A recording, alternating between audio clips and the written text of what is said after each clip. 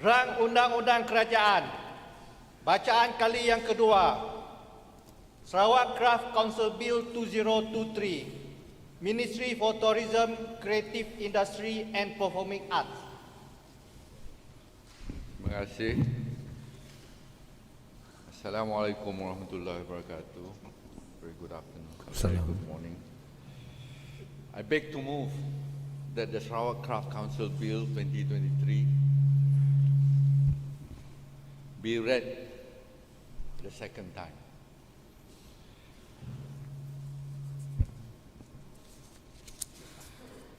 Country Speaker, this bill seeks to establish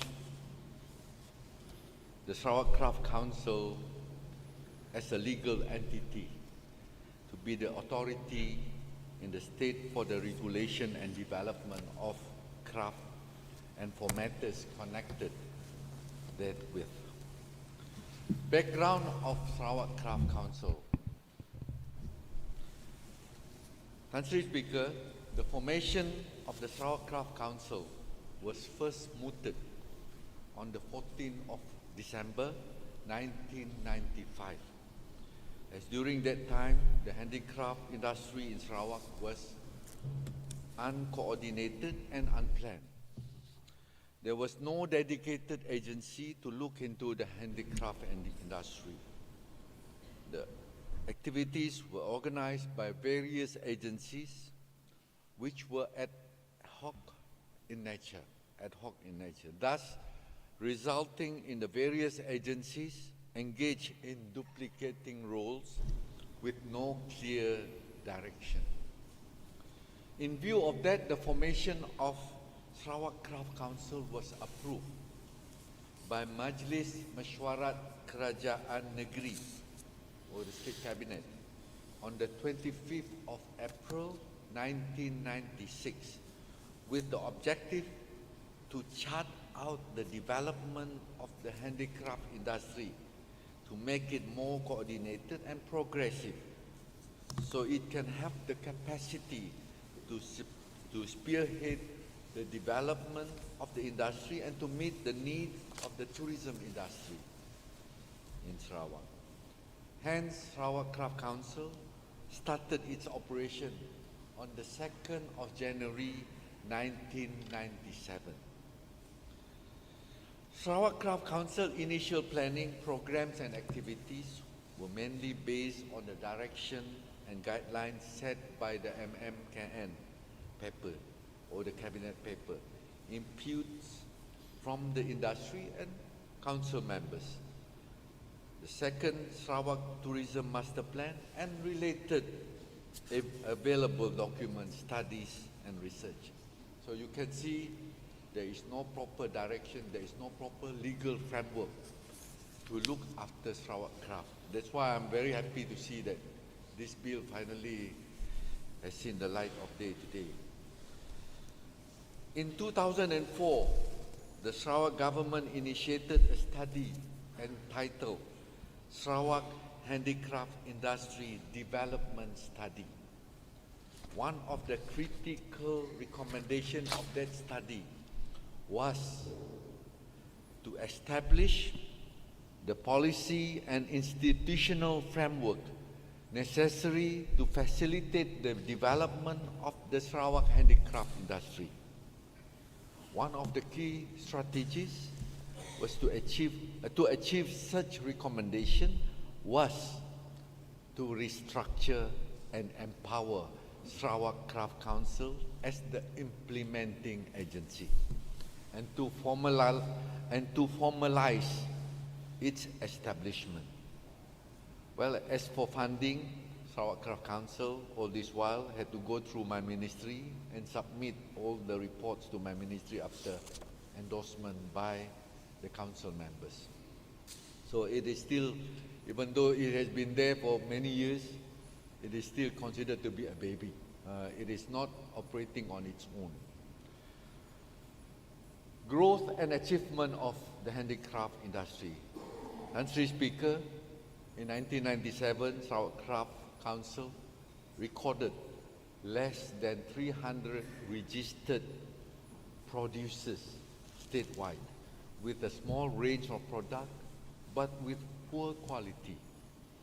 In 2016, the number of registered producers increased to 800, with a statewide sales of ringgit Malaysia 26 million. 3 years later, that is 2019, the number of registered producers of handicraft in Sarawak increased from 800 to 950 within 3 years, with the sale value of ringgit Malaysia 32 million. For the information of this August House, Kuching City was also declared as the World Craft City by the World Craft Council, a UNESCO-affiliated organization, in the year 2019, in recognition for our wealth, diversity, tradition, and cultures in the form of textile, fibers, ceramic, as well as wood. Thus, under the Sarawak Post-COVID-19 Development Strategy 2030, the target sales in 2030 for handicraft or for craft is ringgit Malaysia 183.6 million, involving 1,800 producers with a compound annual growth rate, or CAGR, of 14%. The global handicraft market is estimated to be USD 752.2 billion in 2022 and expected to reach USD 1,296.6 billion in 2028, with a compound annual growth rate, or CAGR, of 9.5%. The key challenges of the craft industry. Tan Sri Speaker, moving forward, it is essential to highlight the challenges faced by the craft industry in Sarawak, which are, among others, as follows. There is a risk of losing these traditional techniques, which are integral to the identity of Sarawak's craft due to the changes of time and modernization. There is also a need to enhance the skill and capabilities of craftsmen to meet contemporary market demand. Thirdly, or C, difficulty in accessing local and international market due to limited marketing opportunities, lack of branding, and inadequate promotion. D, unsustainable resource management practices threaten the availability of natural resources in the long run. E, challenges in accessing modern infrastructure and technology, such as proper workshops, tools, and equipment. F, the need to create opportunities and incentive for youth to participate in the craft industry to ensure continuity and vitality of the craft industry. G, the need to invest in research and development for the growth and innovation of the craft industry. H, the need to ensure sustainable development of the craft industry and to create a supportive ecosystem for the growth of Sarawak craft industry. I, the need to advocate for favorable policies that address the unique challenges and needs for Sarawak craft industry. All these challenges comes about after a number of labs has been done to identify what are the challenges that is facing the craft industry in Sarawak. Tan Sri Speaker, acknowledging the challenges which has been mentioned just now, the government has decided to formalize Sarawak Craft Council as a body corporate to exercise powers and function of the council. Before this, We have a council, but then it is powerless. It can't even sign agreements. It can't even engage in it. So there are a lot of limitations. That is why there is this dire need for a proper legal framework, which we are introducing today. Thus, the formalization of Sarawak Craft Council as a body corporate will realize the full potential of Sarawak craft industry and contributing to the overall socio-economic development of the state, especially among the natives, inhabitants of Sarawak. A lot of them are in the longhouses, a lot of them are in the kampung, the cottage industry that are where they are. And with this proper framework being done, promotion, trainings and all that can be handled properly in all those areas. Sarawak Craft Council will focus on the following matters, among others. Firstly, preservation of Sarawak cultural heritage. Sarawak Craft Council will have a primary focus of preserving and promoting Sarawak's rich cultural heritage, including safeguarding traditional craft techniques, knowledge and practices integral to Sarawak cultural identity. Secondly, local empowerment and participation. Sarawak Craft Council aims to empower and involve local communities, particularly craft artisans and practitioners, in the decision-making processes relating to development and promotion of craft. Thirdly, customized strategies for Sarawak craft industry. The Sarawak Craft Council will have the flexibility to develop and implement specific strategies and initiatives for Sarawak craft industry. Fourthly, promoting economic growth and livelihood. Sarawak Craft Council will outline strategies to promote the economic growth and sustainability of Sarawak craft industry to increase livelihood opportunities for the local artisans and craft practitioners. Fifthly, enhancing craft tourism. Tourism and craft, you can't separate them. Tourists that come in, they would want to bring a little bit of craft, a little bit of Sarawak, and that's where the craft industry is very, very important. Sarawak Craft Council will be mandated to develop and implement initiatives to enhance craft tourism, such as promoting craft-based cultural events, establishing craft trails, and creating marketing platforms.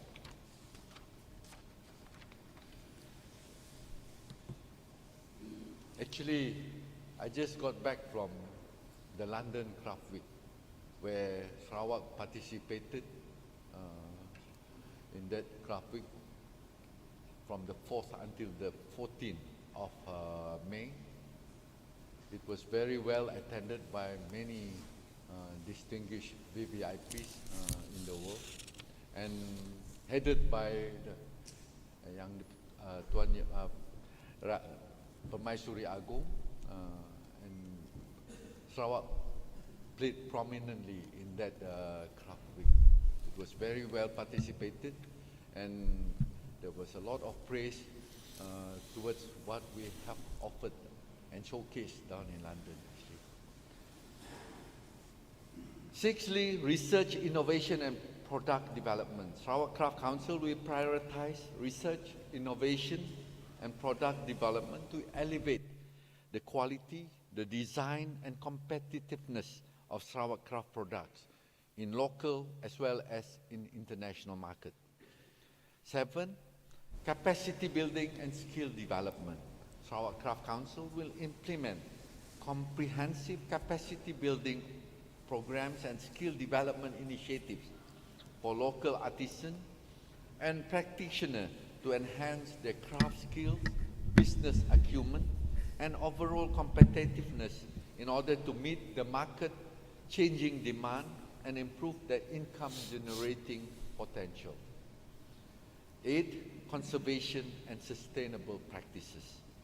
Sarawak Craft Council will emphasize the importance of conservation and sustainable practices in Sarawak craft industry, including using eco-friendly materials, promoting fair trade practices, and advocating for sustainable production method.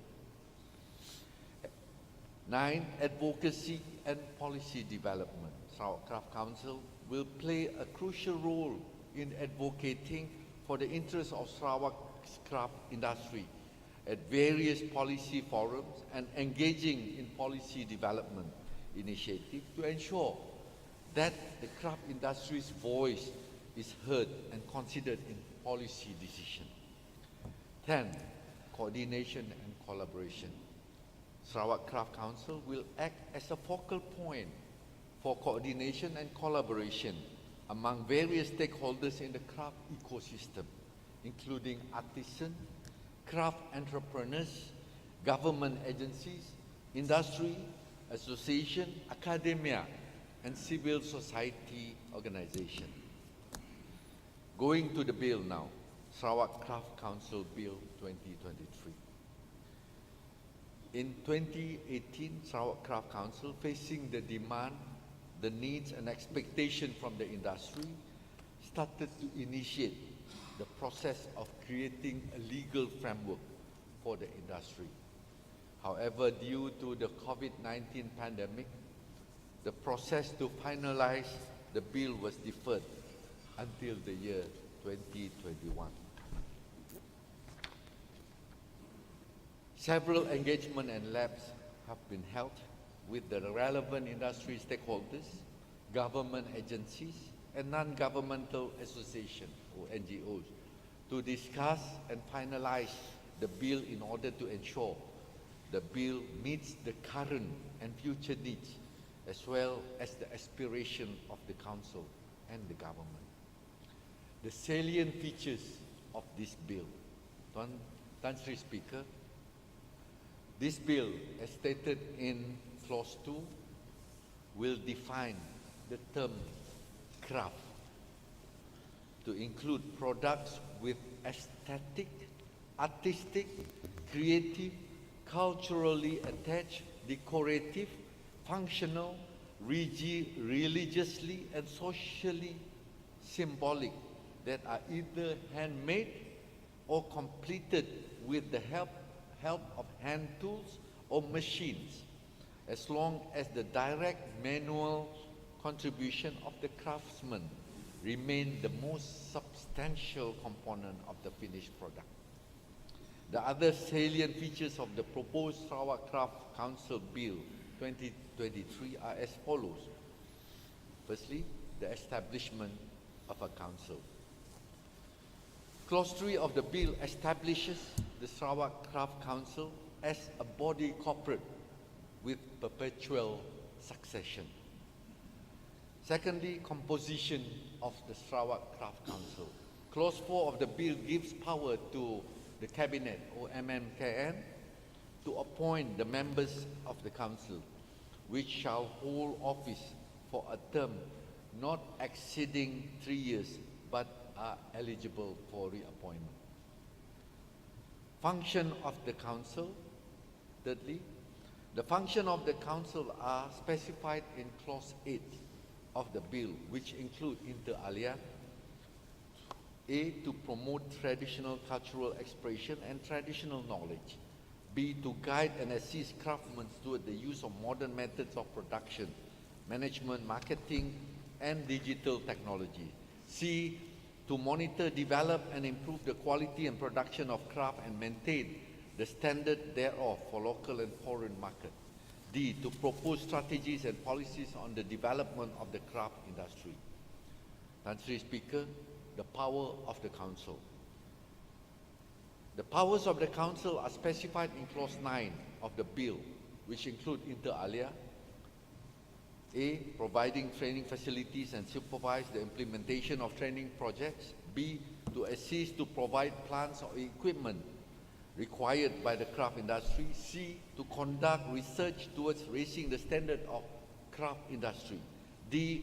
Provide incentive in any forms or manner for the craft industry. E. To establish centers, workshops, warehouses and other premises for the undertaking of research, development, reference, storage, sales and distribution of products and raw materials and any other activities necessary for the development, promotion and growth of the craft industry. F. To carry on the business of producing, marketing and exporting craft on a commercial basis. G. To impose levies, fees or other charges in respect of facilities, services, plant, equipment, goods and raw materials provided by the Council in the performance of its function and the exercise of its power under this bill. H. Provide grants, contribution, loan, scholarship or other assistance to its officers and employees or any other person or bodies for the purpose of study, research, training or exposure in connection with the craft, subject to such term and condition as the Council may impose. I. Enter into contract. This is the thing which is missing under the present format. To enter into contract, joint ventures, collaboration or other arrangement with any person or bodies on matters relating to development and promotion of craft. J. To invest any fund of the Council in any bank or other financial institution licensed under the Financial Services Act 2013 and or the Islamic Financial Service Act 2013. And K. To certify, they have got that authority to certify the authenticity of Sarawak craft for development and promotion. The function and powers of Sarawak Craft Council, as stipulated in the bill, are important to ensure that the craft industry are properly regulated and developed, which would benefit the various stakeholders, the government as well as the country at large. In conclusion, Tan Sri, Speaker, with the formalization of Sarawak Craft Council as a corporate body, the craft industry in Sarawak will have a legal framework, resources, as well as the support to address the challenges as mentioned earlier. For all the above reasons which I have mentioned, I hereby urge all honorable members of this august House to debate as well as to support the bill. I beg to move. Thank you, Speaker. I beg to second.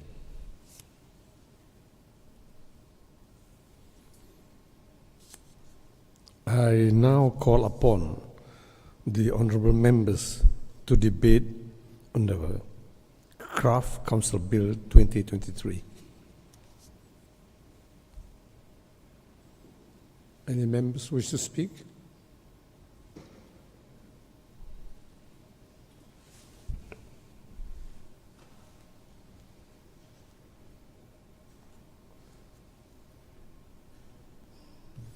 Member for Uncle.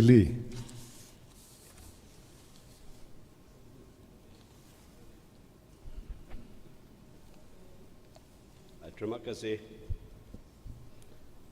Yang Berhormat Tan Sri Dato' Amar Speaker kerana telah memberikan saya peluang untuk berbahas berkenaan dengan Sarawak Craft Council Bill 2023. Sabas dan terima kasih juga kepada Yang Berhormat Datuk Seri Menteri Pelancongan, Industri, Kreatif dan Seni Persembahan dan Ahli Dewan Undangan Negeri N15 Asajaya kerana telah membentangkan bil ini pada masa yang amat dinanti-nantikan oleh rakyat Sarawak, khasnya bagi yang mengusahakan industri kraft baik secara langsung atau tidak langsung atau secara persorangan baik di kampung atau di rumah panjang. Yang berhormat Tan Sri Datuk Amar Speaker, satu ordinance untuk menstrukturkan dan menambah baik Majlis Kerap Sarawak sebagai satu entiti untuk pihak berkuasa dalam negeri bagi pengawalan seliaan dan pemenangan perkara-perkara kerap yang digubal oleh Badan Perundangan Sarawak yang akan disebut sebagai Ordinan Majlis Kerap Sarawak 2023 yang terdiri daripada pengerusi, timbalan pengerusi dan CEO, termasuk ahli-ahli tidak kurang daripada 5 orang atau lebih, sehingga 9 orang adalah merupakan satu langkah yang terbaik untuk memajukan pembangunan Majlis Kerap Sarawak. Dari segi cabaran dan fungsi majlis ini, secara berkesan keseluruhannya bagi jangka masa pendek atau jangka masa yang panjang, disarankan bahawa pelantikan mereka ini nanti haruslah terdiri pada yang mempunyai pengetahuan, pengalaman dan kepakaran dalam bidang membangunkan industri kerap serta juga yang boleh dipercayai. Berkenaan dengan pelantikan mereka dalam komposisi Majlis Kerap Sarawak ini haruslah tidak melebihi tempoh 3 tahun sahaja, atau terpulanglah kepada budi bicara Yang Berhormat Menteri yang bertanggungjawab untuk menilai berdasarkan prestasi mereka semada boleh dipercayai dari segi untuk melanjutkan perkhidmatan ataupun tidak. Yang berhormat Datuk Amar Speaker, produk hasil kerap khasnya kerap tangan adalah merupakan lambang kemegahan dan identiti berkaitan dengan kebudayaan dan kepercayaan seseorang, bangsa dan negeri khasnya di Sarawak. Hasil kerap Sarawak khasnya kerap tangan amatlah popular sekali. Saya setuju dengan Yang Berhormat Menteri. Di antara kalangan pelancong-pelancong dari luar kerana keunikan dan keasliannya, contohnya dari suku kaum Dayak, khasnya amatlah popular dan dikenali dengan hasil produknya yang berkaitan dengan kerap tangan tradisional. Mereka seperti kain tenun ataupun puak kumbuk, baju buri, baju dro, tikar, bakor rutan, terabai dan sebagainya haruslah dimasukkan di dalam senarai keutamaan produk kerap di bawah seliaan Majlis Kerap Sarawak nanti. Dan juga disorotkan untuk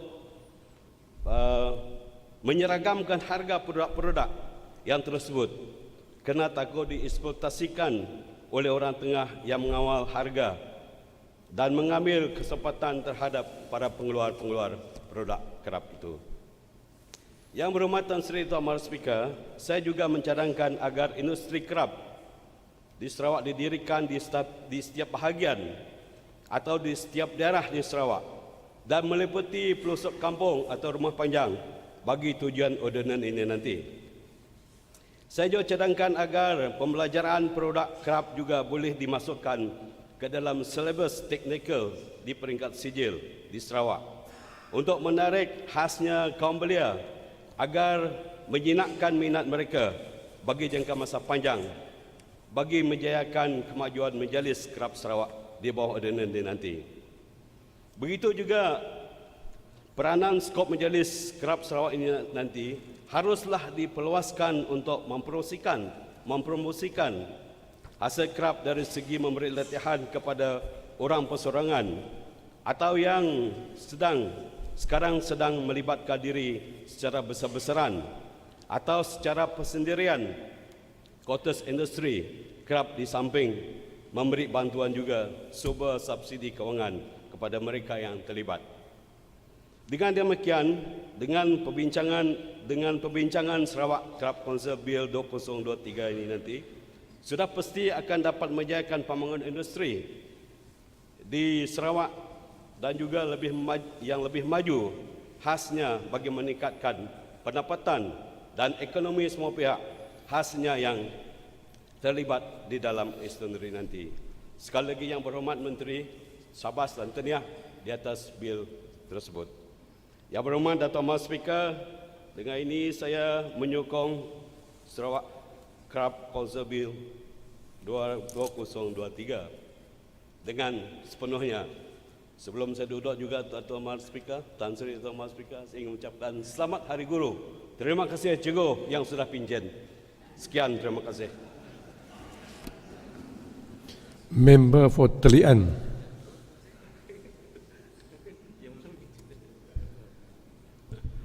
Terima kasih Tan Sri Dato' Ahmad Speaker. Salam sejahtera, salam Sarawakku sayang, selamat Hari Guru, selamat Hari Ibu dan selamat Hari Jururawat. Dalam seminggu yang lepas kita meraihkan hari-hari berkenaan. Jadi di kesempatan ini saya ingin mengucapkan tahniah kepada Asrajaya merangkap Menteri Pelancongan, Industri Kreatif dan Seni Persembahan Sarawak, iaitu Menteri Bertanggungjawab yang membawa usul untuk merealisasikan Majlis Kraf Sarawak sebagai satu entiti yang akan menjadi pihak berkuasa di Sarawak bagi pengawalan dan pembangunan kraf serta bagi perkara-perkara yang berkenaan dengannya. Majlis Kraf Sarawak merupakan sebuah organisasi di bawah Kerajaan Negeri Sarawak yang komited untuk memelihara dan mempromosikan seni dan kraf tradisional yang ada di wilayah Sarawak.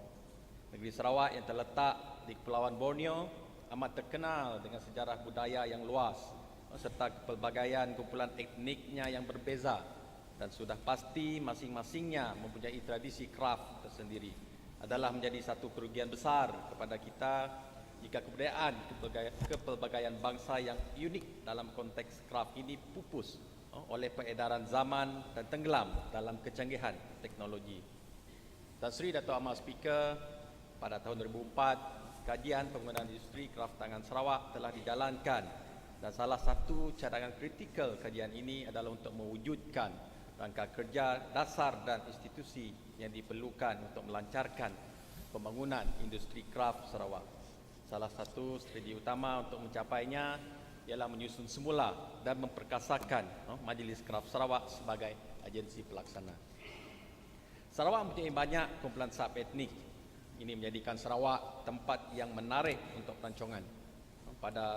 Seperti yang dimaklumkan oleh Asrajaya sebentar tadi, pada 28 November 2018, Bandar Raya Kuching telah diberi gelaran Bandar Kraf Dunia oleh Majlis Kraf Dunia, yang merupakan sebuah pertubuhan gabungan UNESCO kerana ia telah membuktikan kekayaan dan kepelbagaian tradisi dan budaya dalam bentuk tekstil, serat, seramik dan kayu.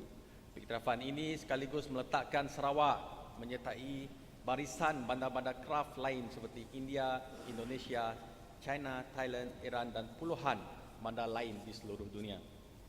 Tan Sri Dato' Ahmad Speaker, Majlis Kraf Sarawak sudah pasti mampu memberikan impak besar atas kewujudannya dalam mengatasi isu dan cabaran dalam industri kraf yang dihadapi ketika ini.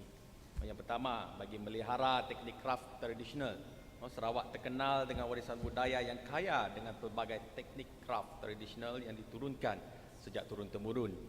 Walau bagaimanapun, dengan perubahan zaman dan permodenan, terdapat risiko kehilangan teknik tradisional ini yang merupakan penting kepada identiti kraf Sarawak itu sendiri.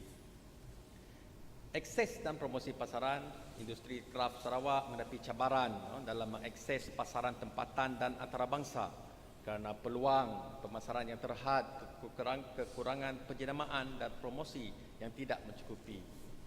Cabaran yang ketiga adalah untuk pengurusan sumber mampan. Maknanya banyak kraf tradisional di Sarawak bergantung kepada sumber semula jadi, seperti buluh, rotan dan kayu. Walau bagaimanapun, amalan pengurusan sumber yang tidak mampan, termasuk pembalakan haram dan penilaian perlebihan, mengancam ketersediaan ini. Perlindungan hak harta intelek, melindungi hak harta intelek produk kraf Sarawak seperti reka bentuk dan motif tradisional adalah penting untuk mengelakkan penyalinan yang tidak dibenarkan dan memastikan pengiktirafan dan pampasan yang adil untuk tukang kraf tangan ini. Dan yang kelima adalah pelibatan dan pemerkasaan belia. Melibatkan dan memperkasakan generasi muda dalam industri kraf amat penting untuk kelestarian negara. Walau bagaimanapun, terdapat keperluan untuk mewujudkan peluang dan insentif kepada belia untuk mengambil bahagian dalam industri kraf, termasuk program latihan, sokongan kesuanan dan inisiatif bimbingan. Seterusnya, dan yang keenam adalah advokasi dan perwakilan dasar.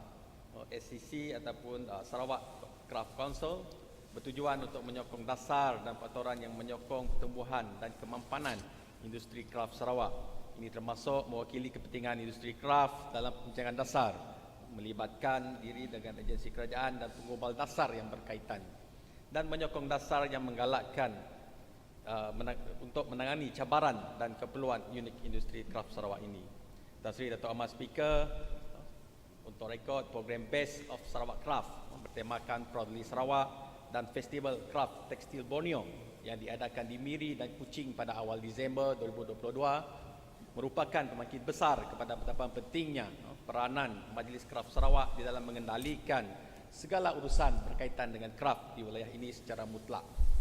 Pelbagai hasil kraft berasaskan manik, besi yang digunakan untuk membuat parang, bakul orang ulu, beg orang Penan dan banyak lagi produk lain hasil tangan artis kraft tangan Sarawak telah mempamerkan kepelbagaian kraft yang berasaskan kaum yang ada di Sarawak. Lain-lain hasil kraft yang berpotensi besar untuk dikenangkan melalui program seumpama ini adalah seperti batik linut dari Kampung Telian Muka, batik blok Borneo, songket rajang dari Kampung Rajang Belawai, wak kumbu yang menjadi kebanggaan masyarakat Iban Keringkam yang sinonim dengan busana wanita masyarakat Melayu Sarawak, dan pelbagai lagi produk kraft tangan berasaskan kaum serta budaya yang ada di Sarawak memerlukan satu entiti yang mempunyai kuasa penuh ke atas hasil-hasil ini agar ia dapat diselia dengan baik sekaligus mengawal kualiti dan originality produk-produk berkenaan. Tan Sri Dato' Ahmad Speaker, Telian menyokong penuh usul ini dengan keyakinan kelulusan rang undang-undang ini sudah pasti akan lebih banyak perkara dapat dicapai. Seperti apa yang telah dihuraikan oleh Sajaya sebentar tadi, yang paling penting adalah berkaitan dengan pemeliharaan warisan budaya Sarawak. Penekanan utama Sarawak Craft Council akan diberikan kepada pelindungan dan promosi warisan budaya Sarawak yang pelbagai, tersendiri dan unik di seluruh rantau ini. Ini berangkumi pemeliharaan kemahiran, pengetahuan dan amalan kraft tradisional yang penting untuk identiti budaya Sarawak. Yang kedua adalah strategi khusus untuk industri kraft Sarawak. Untuk SCC akan mempunyai flexibility untuk membuat dan melaksanakan rancangan dan aktiviti tertentu yang disesuaikan dengan keperluan sektor kraft Sarawak serta potensinya. Oleh sebab itu, strategi khusus akan dapat dibangunkan bagi menangani isu dan peluang yang dihadapi oleh sektor kraft Sarawak ini. Yang ketiga adalah untuk menggalakkan pertumbuhan ekonomi semestinya. Akan berlaku peningkatan pertumbuhan ekonomi dan kemampanan sektor kraft Sarawak, termasuk menggalakkan keusahawanan, peningkatan akses pasaran dan peningkatan rantaian nilai. Oleh sebab itu, prospek kehidupan pengamal kraft tempatan akan bertambah baik, yang akan menyumbang kepada pertumbuhan sosioekonomi keseluruhan Sarawak. Meningkatkan pelancongan kraft itu adalah salah satu target kita di dalam perkasakan Majlis Kraft Sarawak ini. Itu kraft adalah bahagian paling penting dalam sektor pelancongan Sarawak, kerana ia adalah salah satu sebab utama negeri ini menerima kunjungan pelancong dari seluruh dunia. Promosi acara kebudayaan berasaskan kraft, penumbuhan laluan kraft dan penciptaan platform pemasaran akan menjadi antara tugas yang akan ditugaskan oleh SCC untuk membangun dan melaksanakan tindakan sebagai sebahagian daripada usaha untuk meningkatkan pelancongan kraft. Ini akan menghasilkan pendapatan untuk artisan tempatan dan pemilik perniagaan kraft yang seterusnya akan menyumbang kepada sektor pelancongan di negeri Sarawak. Yang kelima adalah untuk penyelidikan, inovasi dan pembangunan produk. Majlis Kraft Sarawak akan memberi keutamaan dalam penyelidikan, inovasi dan pembangunan produk bagi meningkatkan kualiti, reka bentuk dan daya saing produk kraft Sarawak di pasaran domestik dan global. Untuk mencapai matlamat ini, kita perlu bekerjasama dengan Institut Penyelidikan Tempatan, menyediakan tukang-tukang dan pengamal tempatan dengan latihan dan sokongan teknikal dan memudahkan mereka mendapatkan akses kepada sumber dan pengalaman. Yang keenam adalah amalan pemeliharaan dan kelestarian alam. Ini adalah satu aspek penting di dalam kita mengejar pembangunan dan mengaut keuntungan dalam ekonomi melalui sektor seperti ini. SCC akan menekankan pentingan pemeliharaan dan amalan perniagaan yang bertanggungjawab terhadap alam sekitar dalam sektor kraft Sarawak. Amalan ini termasuk penggunaan bahan mesra alam, promosi prosedur perdagangan yang adil dan sokongan teknik pengeluaran yang bertanggungjawab terhadap alam sekitar. Ini akan memberi sumbangan kepada pemuliharaan sumber semula jadi dan akan menggalakkan standard etika dalam industri kraft. Dan penjelasan dalam aspek penyelarasan dan kerjasama, SCC akan berfungsi sebagai pusat pertumpuan untuk penyelarasan dan kerjasama di kalangan pelbagai pihak berkepentingan dalam ekosistem kraft, termasuk tukang, usahawan kraft, agensi kerajaan, persatuan industri, institusi akademik dan organisasi di dalam masyarakat. Pihak berkepentingan ini termasuk artisan dan usahawan kraft. Ini akan mewujudkan pendekatan kolaboratif dan sinergi untuk membangun dan mempromosikan kraft di Sarawak secara keseluruhannya. Yang sudah pasti akan membawa kepada hasil yang lebih baik dan impak positif yang lebih besar kepada semua pihak. Tan Sri Dato' Ahmad Speaker, secara kesimpulannya, fungsi dan kuasa mutlak Majlis Kraft Sarawak amat penting bagi menjamin sektor kraft dibangunkan sepenuhnya secara lebih tersusun, yang mana akan memenuhi permintaan dan harapan pelbagai pihak berkepentingan seperti memberi kelebihan kepada kerajaan dan negara secara keseluruhannya. Oleh sebab itu, talian menyokong penuh usul ini. Sekian, terima kasih. Member for Bukit Asek.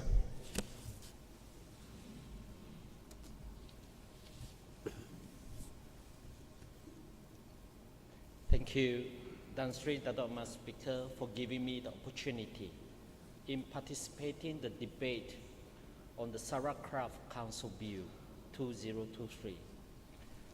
First and foremost, I would like to extend my heartfelt congratulations to Sarawak's traditional crafts for their recent success in representing Malaysia and showcasing the state traditional crafts on an international audience at the London Craft Week from May 8 to 14. And today I would like to pledge my support on Sarawak Craft Council Bill 2023. And I believe that with its diverse function and inclusive approach, the Council has the potential to play a transformative role in promoting traditional cultural expression, driving economic growth, and preserving the rich craft heritage of all races in Sarawak. At its core, the Sarawak Craft Council serves as a custodian of traditional cultural expression and knowledge. Our state is blessed with a myriad of indigenous communities, each with their unique craft traditions passed down through generations. The Council's role in promoting these traditions ensure their preservation and transmission to future generations. By valuing and celebrating the cultural expression of all races, we foster a sense of pride and identity, strengthening the fabric of our society. And one of the key functions of the Council has to be develop and stimulate the growth of craft while maintaining high standards. And this involves providing research and advice to the craftsmen, empowering them with the necessary tools and knowledge to refine the skills and enhance the craft production. By incorporating the modern method of production, management, marketing, and digital technology, the Council can enable artisans to meet contemporary demands while preserving the essence of their traditional craft. Tan Sri Dato' Ahmad Speaker. Furthermore, the Council's role in monitoring and improving the quality of production of craft is crucial for both local and foreign markets. By maintaining standards and ensuring consistent quality, Sarawak's craft can gain a reputation for excellence, making them more attractive to customers and collectors. And this is not only boost the marketability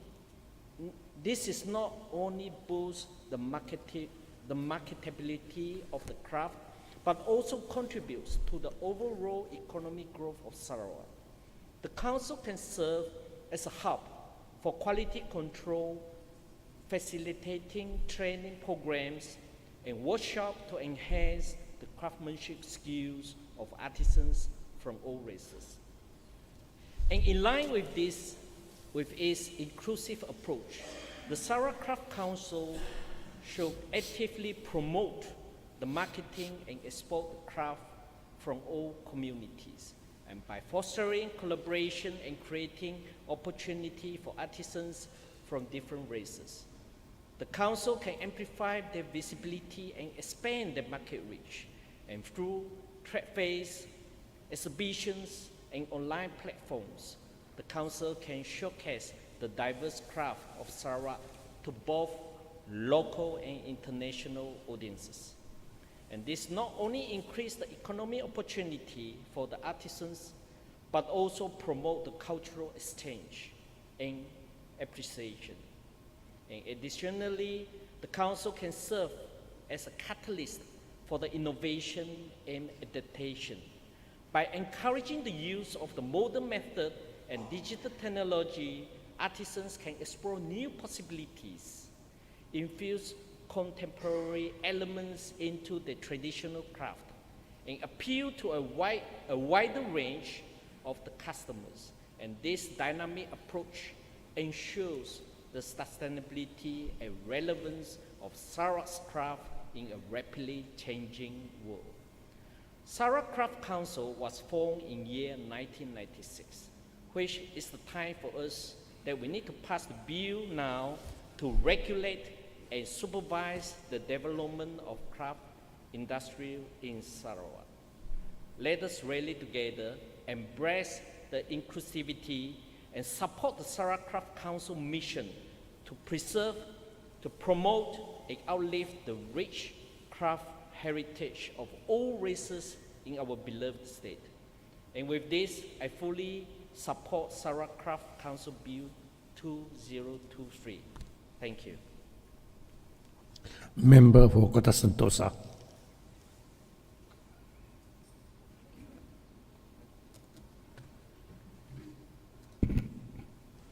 Tan Sri Dato' Ahmad Speaker, thank you for the opportunity to debate this Craft Council Bill 2023. Humans living in communities have since recorded history, created different forms of art and craft unique to their own communities. Sarawak is blessed because it is ethnically, culturally, and linguistically diverse. In fact, there are close to 30 ethnic groups in Sarawak. Tuan Sri Speaker, in Sarawak, we have a rich diversity of different ethnic cultures, each rich with their craft and culture. Their forms of art and craft, which are unique to their own ethnic communities, have become an integral part of different cultures in Sarawak. However, there is an increasing trend that the younger generation no longer take arts and craft seriously. That is why different countries around the world are doing their best to preserve the dying industry of craft and art making, and it should not be any different in Sarawak. Tan Sri Dato' Ahmad Speaker, the question we need to ask is, why is it important to save, protect, and support the arts and craft sector of Sarawak's multi-ethnic society? The answer is because craft and arts reflect an individual's or community's unique character and belief. This means that people can learn a lot about the community simply by studying their arts and craft. Tan Sri Dato' Ahmad Speaker, arts and craft also serve as a form of communication. We live in a world where countries have different languages and dialects. Arts and craft are considered universal forms of communication. They can speak to everyone and evoke emotions, thoughts, or ideas. Tan Sri Dato' Ahmad Speaker, arts and craft can also promote tourism in Sarawak by attracting more international tourists. The success of many economies around the world relies on tourism development as a revenue source. It can boost the revenue of Sarawak's economy through development of tourism infrastructure and creation of more jobs in the tourism services sector. Research and studies have shown that why a location have a high tourism revenue is because of its arts and crafts. Tan Sri Dato' Amar Speaker, the Sarawak Craft Council Bill 2023 covers all major aspects required to preserve, monitor, develop, and improve the quality and production of craft and maintain the standards thereof for local and foreign markets.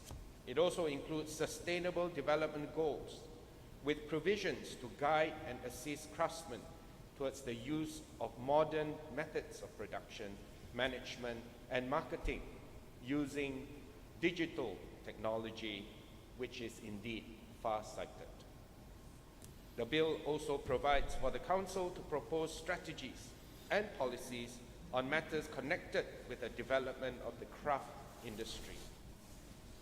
The bill gives legal standing to the Sarawak Craft Council and clearly defines its roles and functions within a regulated framework in a clearly defined and sustainable ecosystem.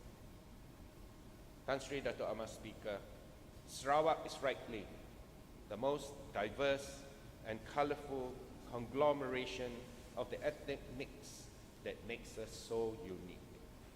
We must capitalize on our uniqueness.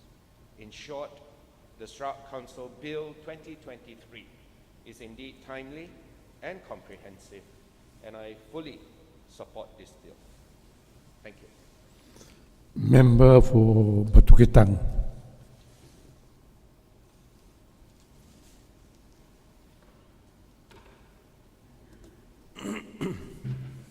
Thank you, Honorable Dato' Amar Speaker, for the opportunity to participate and to debate on the Sarawak Craft Council Bill 2023. The bill aims to restructure Sarawak Craft Council and driving concerted effort to establish the Sarawak Craft Council as an entity to be the authority in the state for the regulation and development of crafts in Sarawak. I understand that the present Sarawak Craft Council was set up out of an MMKN paper in 1996 to coordinate the handicraft industry in Sarawak. And after 27 years of its running under the Ministry of Tourism, Creative Industry and Performing Arts, it is timely that we develop it further, giving it a legal framework destined to regulate the craft industry in Sarawak to meet the highly competitive craft market worldwide. Based on a study entitled Sarawak Handicraft Industry Development Study, initiated by the Sarawak government in 2004, one of the critical recommendations of the study was to establish the policy and institutional framework necessary to facilitate the development of the Sarawak handicraft industry. One of the key strategies to achieve this was to restructure and empower Sarawak Craft Council as the implementing agency. The craft industry has advanced and grown since the inception of Sarawak Craft Council in 1996, with assistance provided by Sarawak Craft Council. Vendors are able to produce a wider product range, better quality products, increase in awareness and appreciation of local craft products, as well as a sharp increase of full-time producers. In view of the increasing volume of production and sales over the years, and the target set for the future, it is indeed timely that a form of upgrading and development needs to be in place to bring the Sarawak Craft Council and the industry to the next level. There are a lot of significant differences between the MMKN paper and a bill in terms of its functions, authority, as well as other operational frameworks. With the upgrading of Sarawak Craft Council, the industry will be able to tie loose ends together in the pursuit of overall development. I will be happy to see the revival of endangered craft unique to Sarawak, including the Chinese pottery, craft heritage, together with the achievement of other initiatives.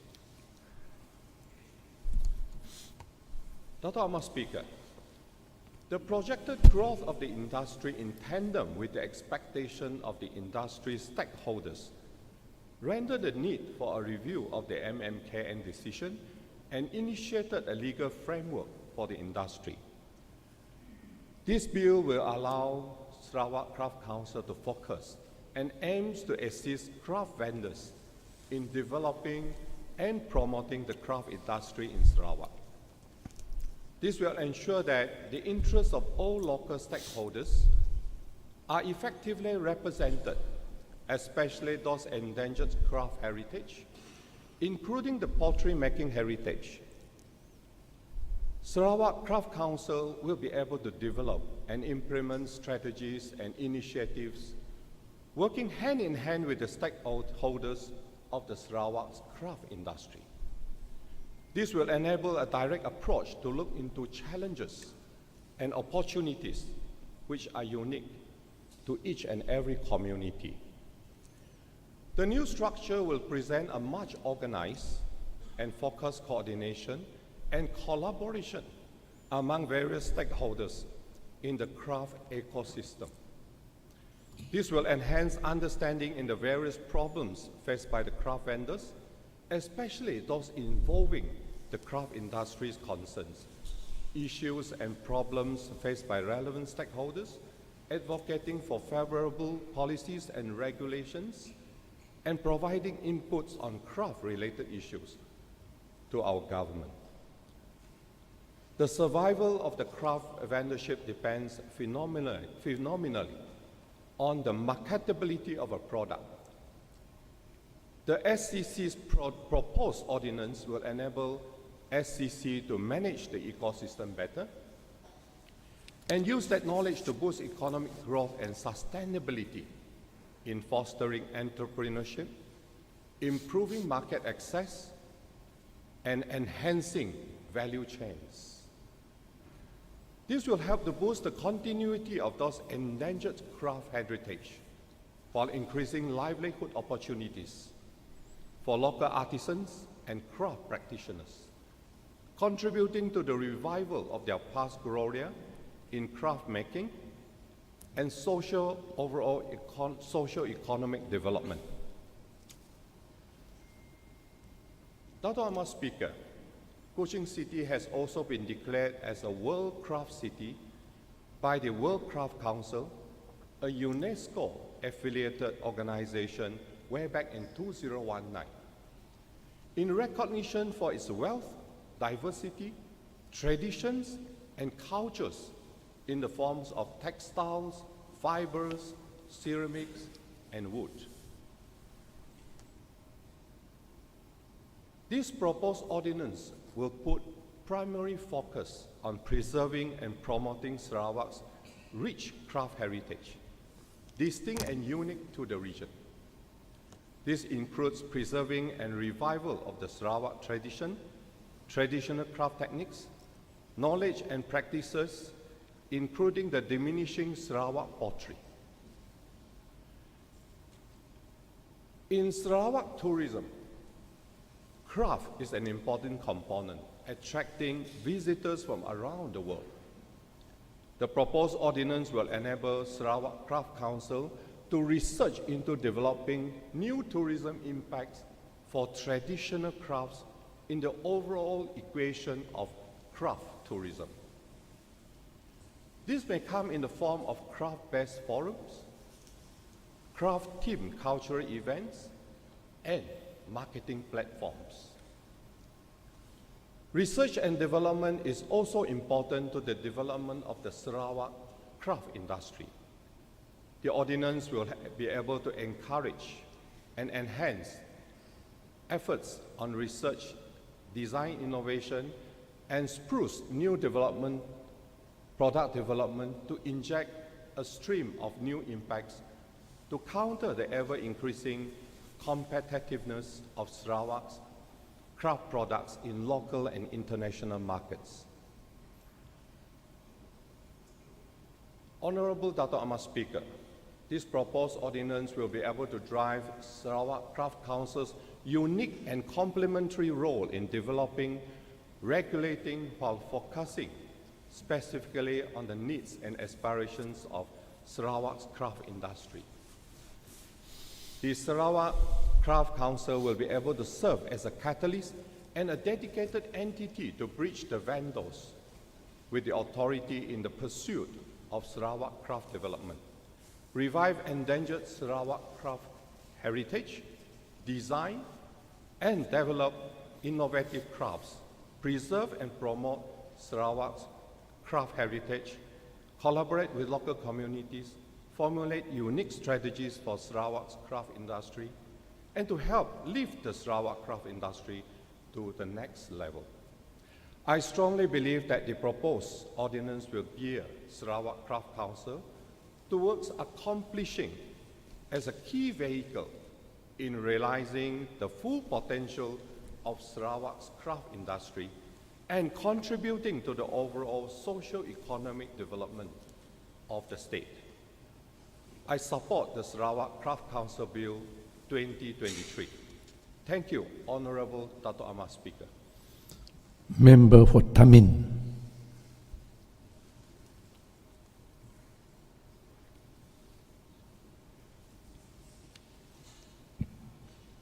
Tuan Sri, Dato' Ahmad Speaker, thank you for giving me this opportunity to debate on Sarawak Craft Council Bill 2023. I wish to congratulate Minister for the Tourism, Creative Industry, Performing Arts, Yang Berhormat Dato' Sri Adukari Hamzah for tabling this bill. Tuan Sri, Dato' Ahmad Speaker, I was informed that on 27 April 2023 the Majlis Mesyuarat Kerajaan Negeri MMKN has agreed to formalize the Sarawak Craft Council Bill SSC by introducing the Sarawak Craft Bill Council Bill 2023 in this August House.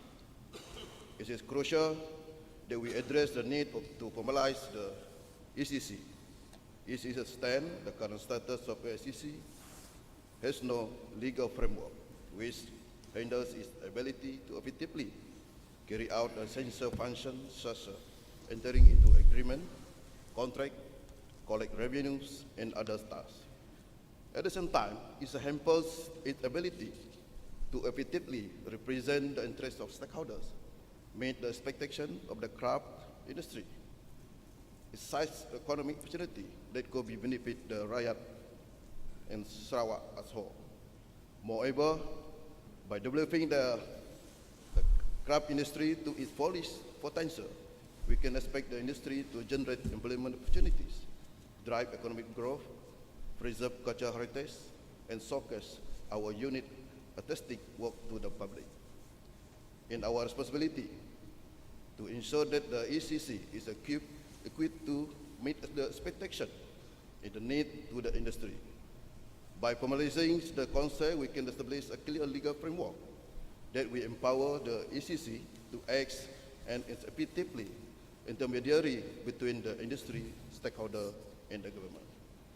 This will facilitate collaboration, create a course of action for the sustainable growth, and encourage innovation within the craft industry sector. Tuan Sri Thomas Speaker, the reason for the development of the ECC is due to remarkable growth of craft industry since the inception of the ECC back in 1996. Over the years, we witnessed a significant increase in the number of producers, the rank or quality of product, as well as sales figure. In 2016, we have 800 full-time producers resulting in a statewide sale value of 26 million ringgit. This number grew to 950 producers, with the sale reaching to 32 million ringgit in 2019. However, due to the pandemic, sale figure dropped to 22 million ringgit in 2022, although the number of producers increased to 1,050 people.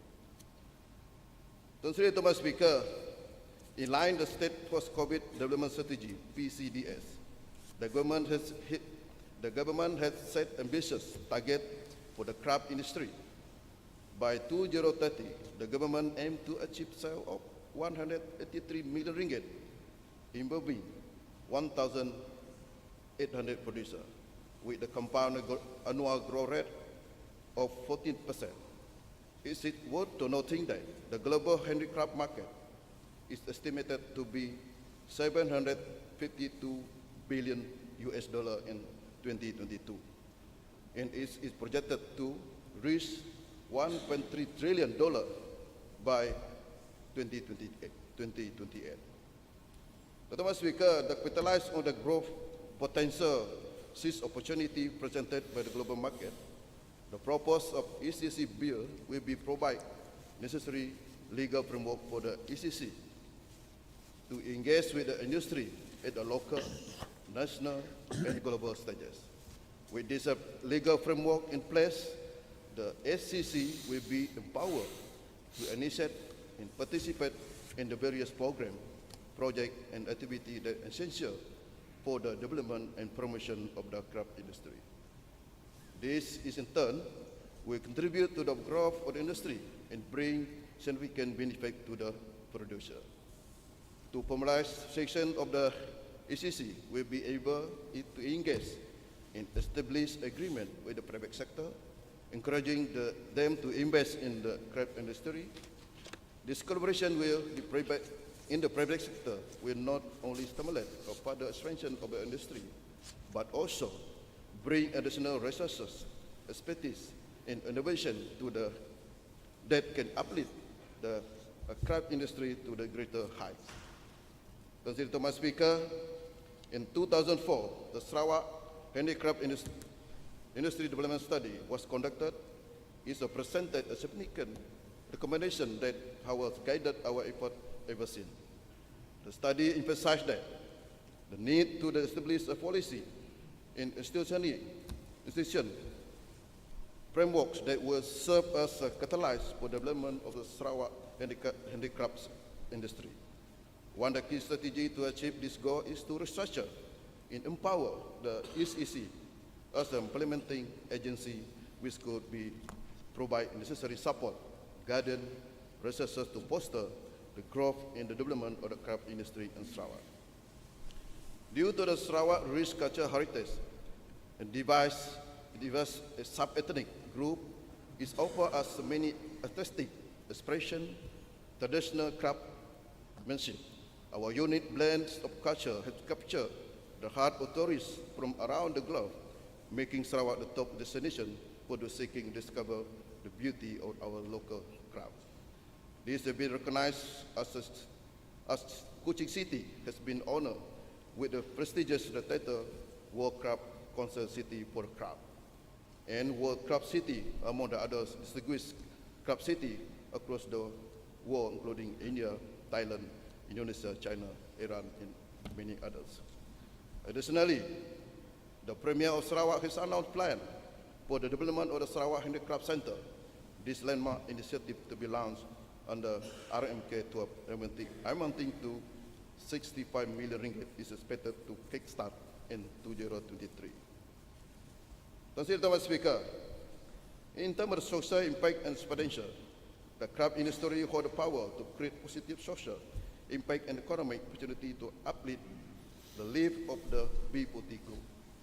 Currently, average monthly sale for the producer stands 222 ringgit as per year 2019. However, through the implementation of the PCDS, it's a substantial increase in the average monthly sale reaching to 7,575 ringgit by year 2030, which will be provide a sustainable source of income and improve the overall livelihood of the individuals and their family, while also giving the opportunity to the B40 group to be involved in entrepreneurship while stimulating economic growth. Consider Thomas Speaker, Sarawak Craft Council, SSC play an important role to ensure that success of SS Bill 2023. I truly believe, I have the confidence, with the help and the strong support of Sarawak government, Sarawak can deliver to the world our hidden gem and local handicraft, benefiting our people into further growth in our economy. Therefore, I am in fully support of the Sarawak Craft Council Bill 2023 tabled by Minister of Tourism, Creative Industry, Performing Art, WB Dato Sri Abdul Karim Hamzah. Thank you. Selamat Hari Guru. Member for Pending. Mr. Speaker, thank you for granting me the opportunity to participate in the debate of the Sarawak Craft Council Bill 2023. The current existence of the Sarawak Craft Council without a legal mandate to serve as the authority for the regulation and development of crafts in the state necessitates the introduction of this bill before us today. Sarawak is renowned for its diverse indigenous communities and rich cultural heritage, each possessing its own unique craft traditions. Therefore, the establishment of the Sarawak Craft Council is crucial to preserve, promote, and support the steadfast development of traditional craft production amongst the various different ethnic groups in the state.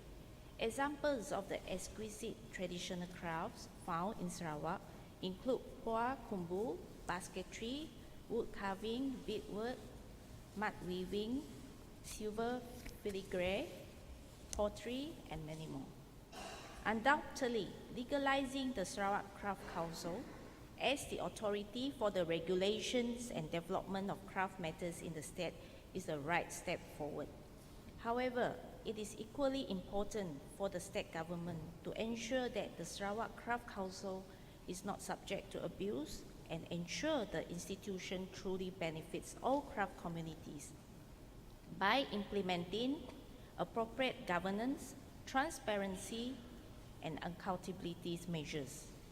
To mitigate the risk of abuse, the following proposed steps can be taken. First, clearly define the mission and objectives of the Sarawak Craft Council, outlining its purpose, values, and goals. This will provide a guiding framework for the Council's activities and prevent misuse of resources. Secondly, establish a robust governance structures by appointing Council members who possess knowledge, expertise, experience, and commitment to the Council's mission.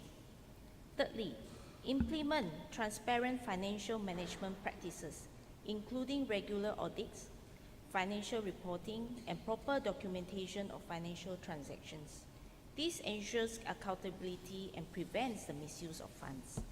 Fourthly, develop a code of conduct and ethics that sets clear expectations for all staff, volunteers, and stakeholders. This should include guidelines on integrity, professionalism, and ethical behavior to prevent abuse, fraud, or misconduct. Fifth, foster regular engagement with stakeholders, including artisans, local communities, and the public. This promotes transparency and accountability, encouraging feedbacks, suggestions, and participation to maintain a healthy relationship with stakeholders.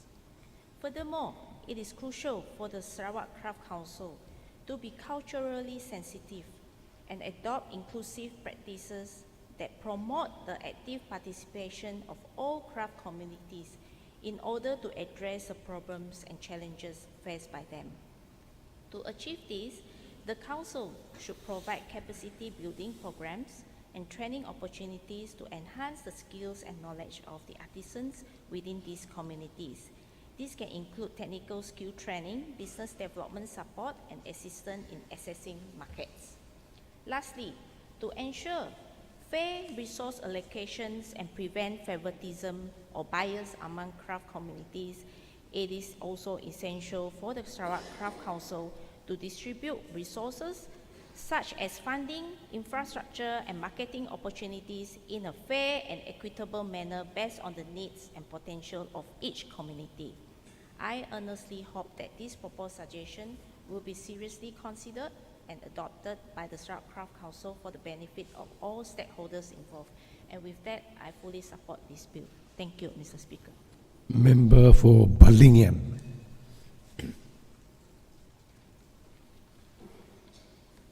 Thank you, Tan Sri Dato' Ahmad Speaker. Assalamualaikum warahmatullahi wabarakatuh. Salam sejahtera, salam Sarawakku sayang dan selamat Hari Guru. Terlebih dahulu saya ingin mengucapkan ribuan terima kasih kerana diberi kesempatan untuk terlibat dalam membahaskan rang Undang-Undang Sarawak Craft Council 2023 di dalam Dewan yang mulia ini pada Mesyuarat Pertama bagi Penggal yang ketiga Persidangan Dewan Undangan Negeri Sarawak ke-19 pada kali ini. Sabas dan tahniah saya ucapkan kepada Menteri Pelancongan, Industri Kreatif dan Seni Persembahan, Menteri Belia, Sukan dan Pembangunan Usahawan dan Ahli Dewan Undangan Negeri N15 Asajaya kerana tabling this bill in this August House.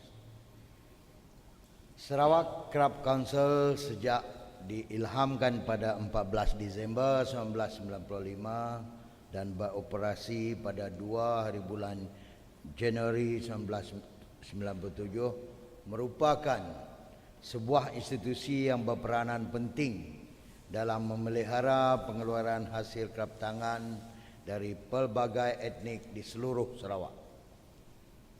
Ianya bukan sekadar membantu masyarakat luar bandar meraih pendapatan sampingan, malah mampu meningkatkan sektor pelancongan Sarawak secara keseluruhannya. Dengan memanfaatkan kekayaan hasil hutan kita di Sarawak seperti rotan, buloh, kayu dan sebagainya, industri kraf tangan Sarawak dilihat semakin berkembang dengan lebih baik apabila wujudnya sebuah ordinan yang mampu mengawal selia setiap peringkat dalam industri kraf tangan Sarawak. Tan Sri Dato' Ahmad Speaker, pengubahan Sarawak Craft Council Bill 2023 ini merupakan 2023 ini mampu mengangkat semula martabat industri kraf tangan Sarawak bermula dari penyusunan secara sistematik dan lebih formal pentadbiran yang diperlukan oleh Sarawak Craft Council. Jika sebelum ini Sarawak Craft Council tidak mempunyai perundangan dan juga tiada perlembagaan yang formal kerana tiada ordinan yang diperuntukkan kepada majlis ini, disebabkan kekurangan peruntukan undang-undang ini, Sarawak Craft Council telah mengalami beberapa kengkangan dari segi pentadbiran dan pemerolehan dana dari kerajaan.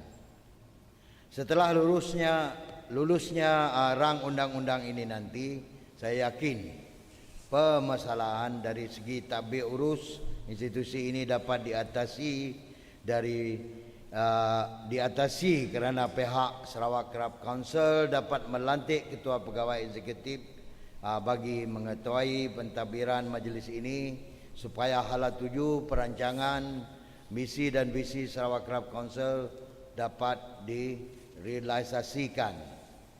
Dalam masa yang sama, Sarawak Craft Council mampu menjalankan fungsinya untuk mempromosikan ekspresi budaya tradisional dan juga bakat yang ada di Sarawak. Selain daripada itu, SCC berperanan untuk membangunkan dan mengekalkan standard kraf tangan Sarawak sama ada melalui penyelidikan ataupun menyediakan nasihat kepada pemain-pemain industri kraft tangan di Sarawak. Secara kesimpulannya, kewujudan rang undang-undang ini telah menyediakan peranan serta fungsi yang lebih jelas kepada Sarawak Craft Council untuk membangunkan dan meningkatkan pengeluaran hasil kraft tangan Sarawak bermula dari sistem pentadbiran yang lebih sistematik sehinggalah ke pemasaran serta ekspor kraft tangan Sarawak ke peringkat antarabangsa.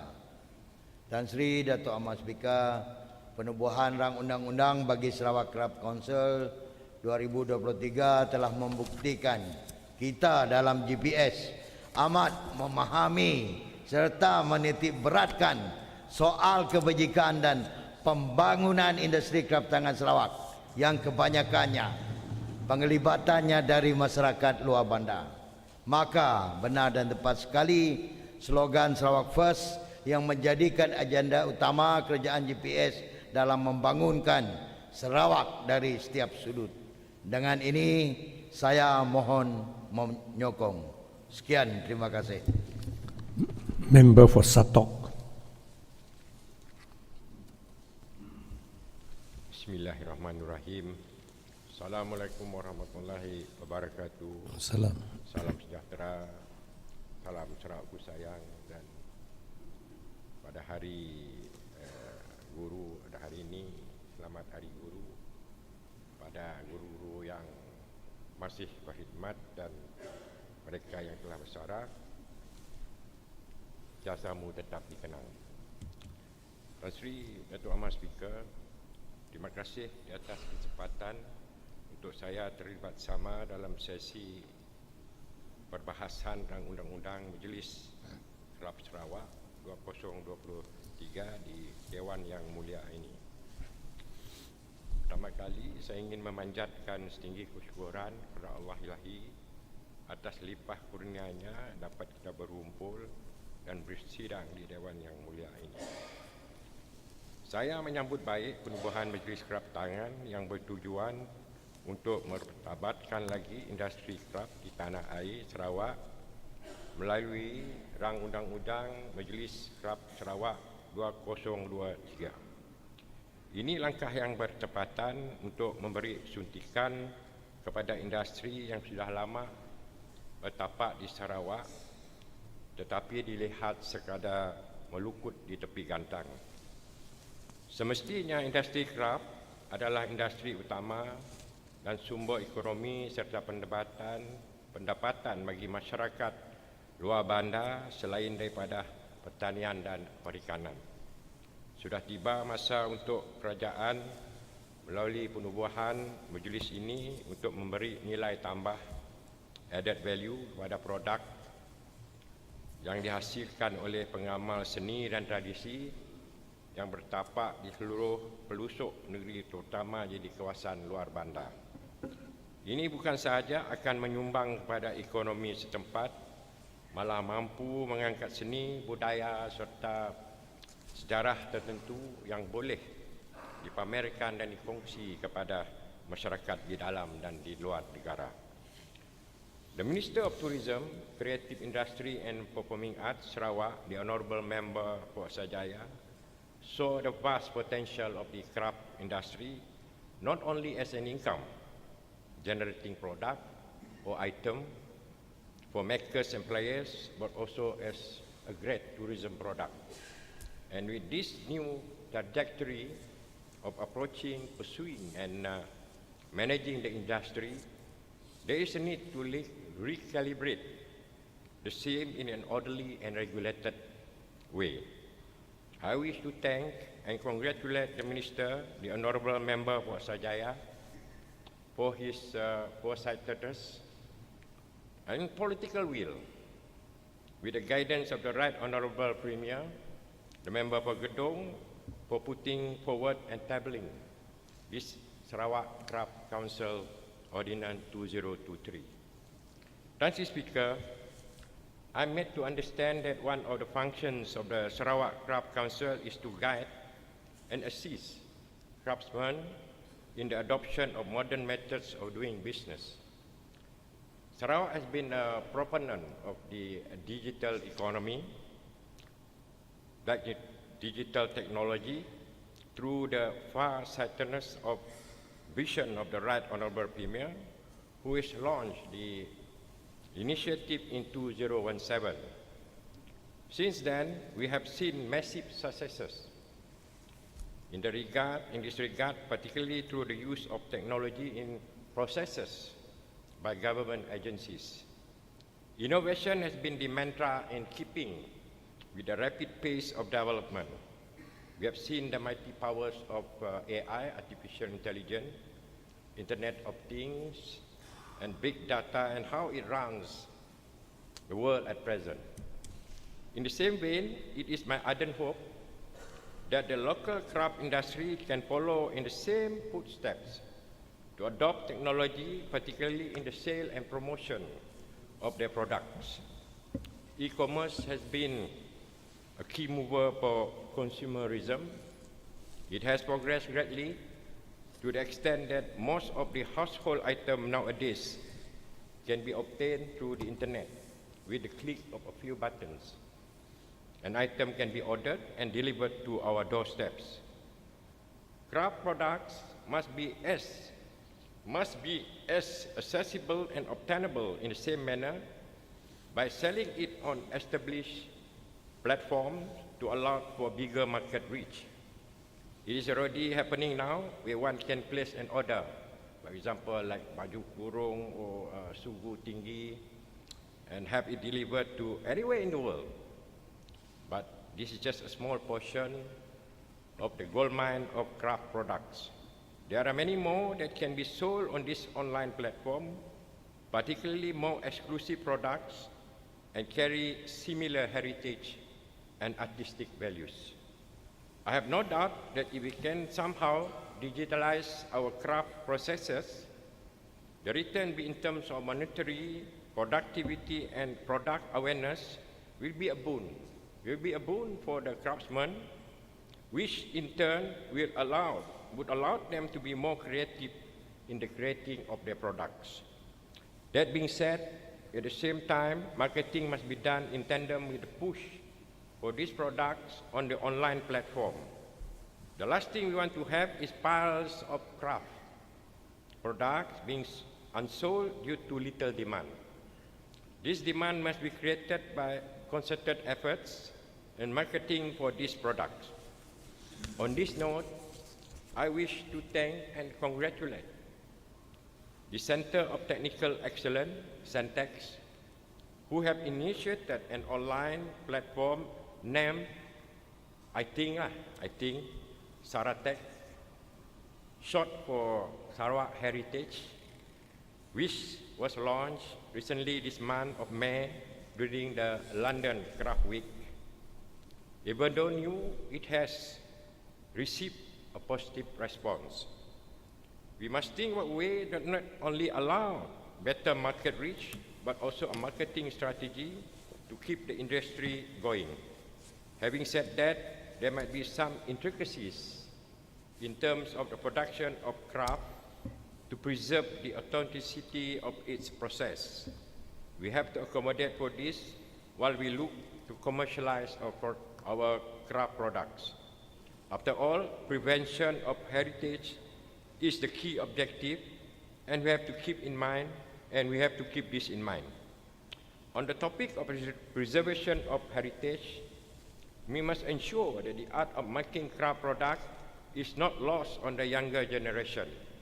It is common perception that craft making is the job for the elderly, as they are the ones who continue with this practice, but this has to change. We need to ensure that the younger generation, that the craft industry is a growing industry with opportunities for them to make a living while preserving their own tradition. While the art of craft traditionally is passed through generations, there are also those who might not have the same privilege of being taught to do so. Therefore, we must address this by providing training through dedicated centers to provide those who are interested in craft making with the necessary skill and know-how. This must be accredited for completing such course as means of certifying the experience and expertise that they have gained. This ensures their value in the job market as we look to grow and sustain the industry. The preservation of craft through commercialization not only requires support from the business community, but also need a whole of society approach in ensuring its success. We must make preservation of craft a culture. This can be adopted by government agencies, statutory bodies, and the private entities by dedicating a program for such in their own calendar. While I leave it to state government for the manner of its implementation, but at least there is awareness through a public campaign in our efforts. With a growing industry, increasing public awareness and better market access, we must also keep one eye on maintaining the quality of our products. Regulation is important to ensure product quality and reputation of our local-made products. We must employ certain standards on the products that are sold and the materials being used.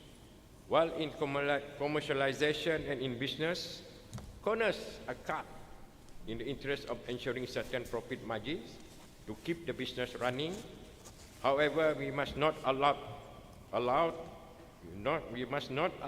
such to the extent of causing disrepute to the industry. Another aspect is authenticity. We must be able to certify whether a craft product is indeed locally made and is not outsourced to factories outside of Sarawak. The jobs that are created from this industry must be kept local. Incentive must be given by the state government to ensure that this remains the case. Preservation of craft not only means the sale and use of these craft products, but also its intrinsic values and how these values would in turn benefit the people of the state. On a side note, we must also ensure the viability of small businesses that are operating from home, selling to middlemen who are purchasing by the bulk. Some form of regulation is needed for the small businesses to sustain and for them to be able to make a decent living instead of being paid pennies to the dollar. Kesimpulannya, sebagai penutup, saya ingin mengambil kesempatan pada hari bulan Syawal ini untuk mengucapkan selamat Hari Raya Aidilfitri, maaf zahir dan batin, dan juga saya ingin mengucapkan selamat Hari Wesak pada penganut agama Buddha dan kepada rakan-rakan akan menyambut Sarawak Hari Gawai Dayak. Tidak berapa lama ini, saya ingin mengucapkan selamat Hari Gawai Kaya Guru Gerai Nyamai, lantang senang, nuan menua kepada masyarakat Dayak. Terima kasih, saya mohon menyokong. Member for LANGSUNG.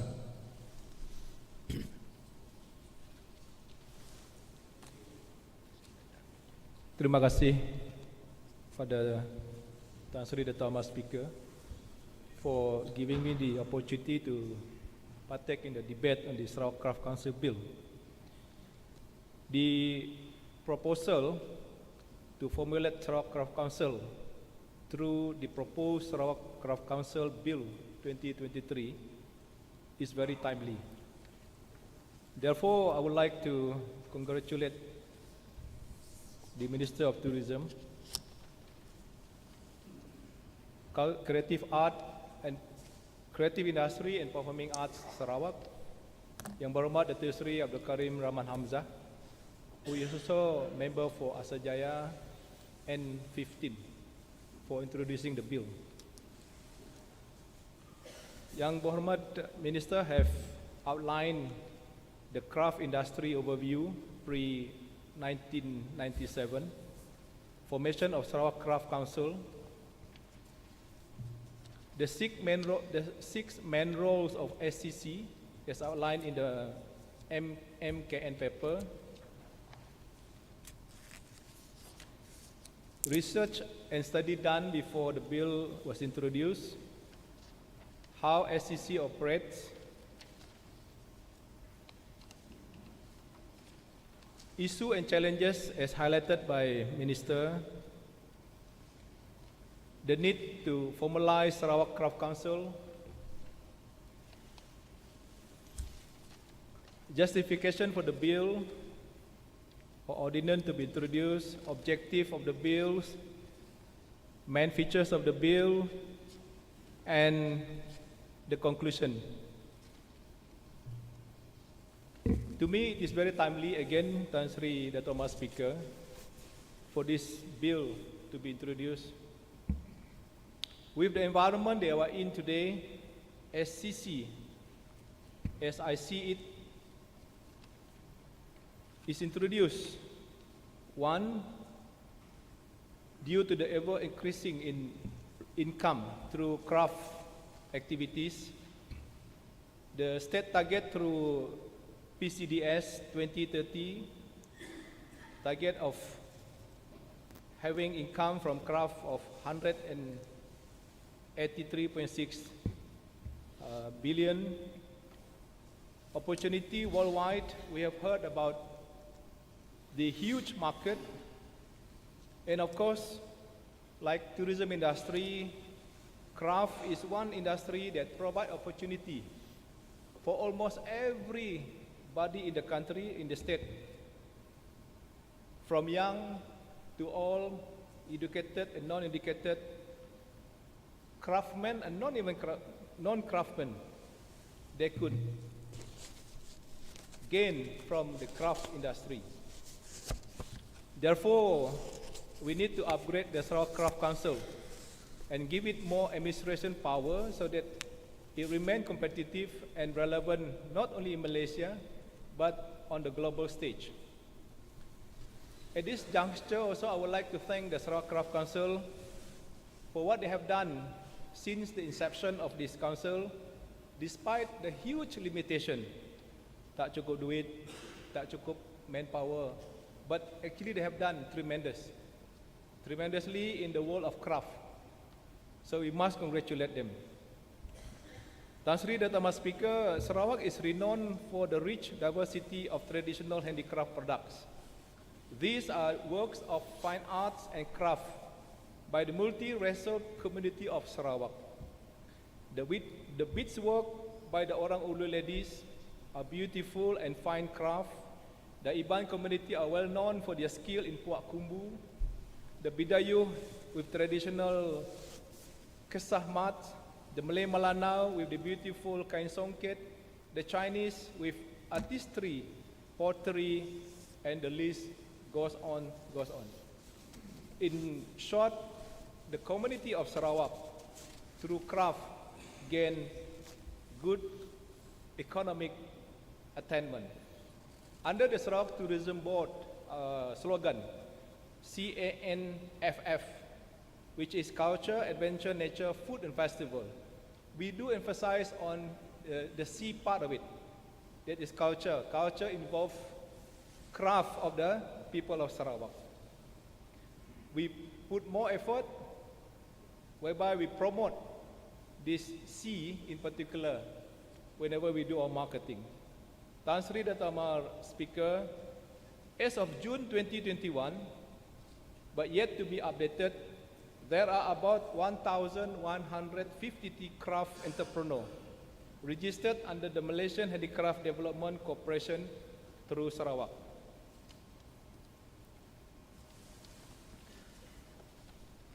83 new products introduced with Miri City, Miri Division, introduced 219, recorded the highest number of craft entrepreneurs in Sarawak, followed by Kapit, 190, and then Cebu, 134. The stated figure for me is good, but in a way, it's still low, and we need, therefore, to find ways to unearth more craftsmen and women throughout Sarawak, especially among the young and the younger generation. One of the objectives of this bill. Tan Sri Dato' Ahmad Speaker, the information that I found out also, Sarawak and Sabah have recorded RM 14.9 million and 15.8 million respectively in sales value for the craft industry as of September 2022. But to me, this figure is low because there are a lot outside there taking part in the craft industry. The achievement of Sarawak and Sabah accumulated to 30.7 million, an increase of 19% or RM 25.7 million that was recorded in September 2021. The value contributed to the overall sales of RM 211 million for the year 2022, and it has exceeded the target of 200 million for Malaysia. It is a huge market in the handicraft industry, and we must take this opportunity to support the Sarawak Craft Bill 2023 to empower our craft industry and making it sustainable and competitive. Tan Sri Dato' Ahmad Speaker, to conclude, when we pass this bill, I could imagine many outside there who are in the craft industry are smiling because this industry will now be put on a stronger footing to develop craft in our state. Sarawak, as it is known throughout Malaysia, is very popular with our craft tulin, genuine craft. Even in my kawasan of Telangusan and Baram as a whole, our people, the Penan, the Kayan, the Kenyah, the Iban, and other races produce high quality craft.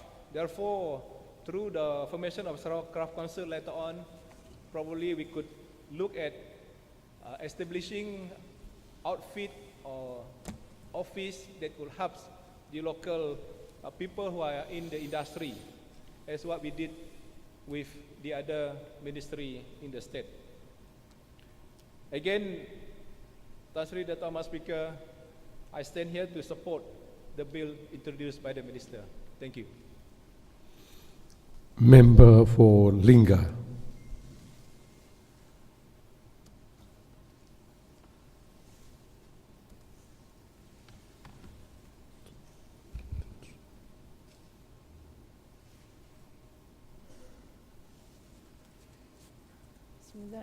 Bismillahirrahmanirrahim. Assalamualaikum warahmatullahi wabarakatuh. Salam sejahtera dan salam Sarawakku sayang. Terlebih dahulu saya ingin mengucapkan ribuan terima kasih kepada Tan Sri Dato' Ahmad Speaker kerana memberi peluang kepada saya untuk mengambil bahagian dalam perbahasan Sarawak Craft Council Bill 2023 dalam Dewan Yang Mulia pada hari ini. Saya ingin mengucapkan terima kasih dan tahniah kepada Menteri Pelancongan Industri Kreatif dan Seni Persembahan Merangkap Adun Asajaya atas usaha mewujudkan Sarawak Craft Council Bill yang pastinya memberi sinar dan harapan kepada pengusaha dan peminat seni kraft tangan Sarawak. Tan Sri Dato' Ahmad Speaker, Sarawak sememangnya kaya dengan pelbagai jenis kraft tangan di seluruh pelosok negeri. Merujuk data di laman sesawang MITI, negeri Sarawak mempunyai rekod jumlah etnik terbesar di seluruh Malaysia sebanyak 75 etnik bumi putera, dan setiap etnik menghasilkan kraft tangan yang melambangkan kemegahan dan martabat adat dan budaya setiap suku kaum.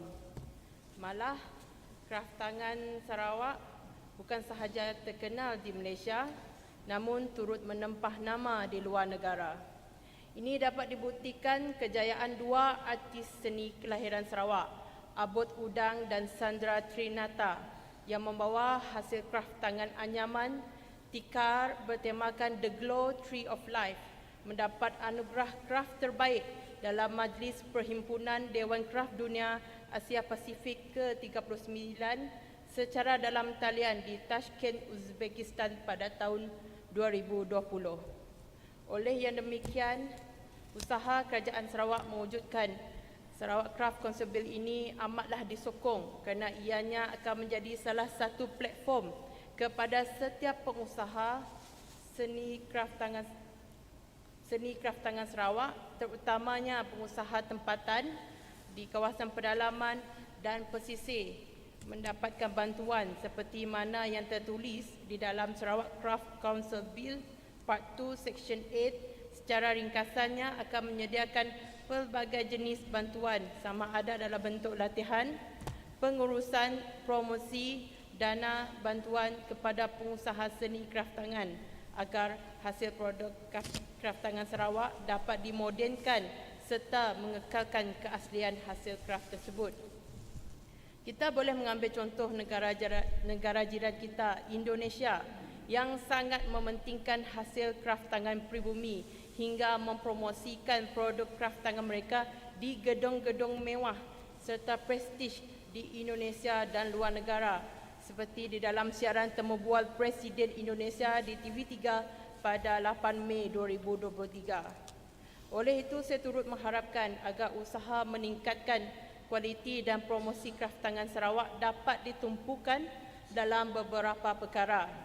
Pertama, mewujudkan badan menyelia, regulate, standard dan kualiti hasil kraft supaya ianya dapat bersaing dengan jenama yang sudah terkenal.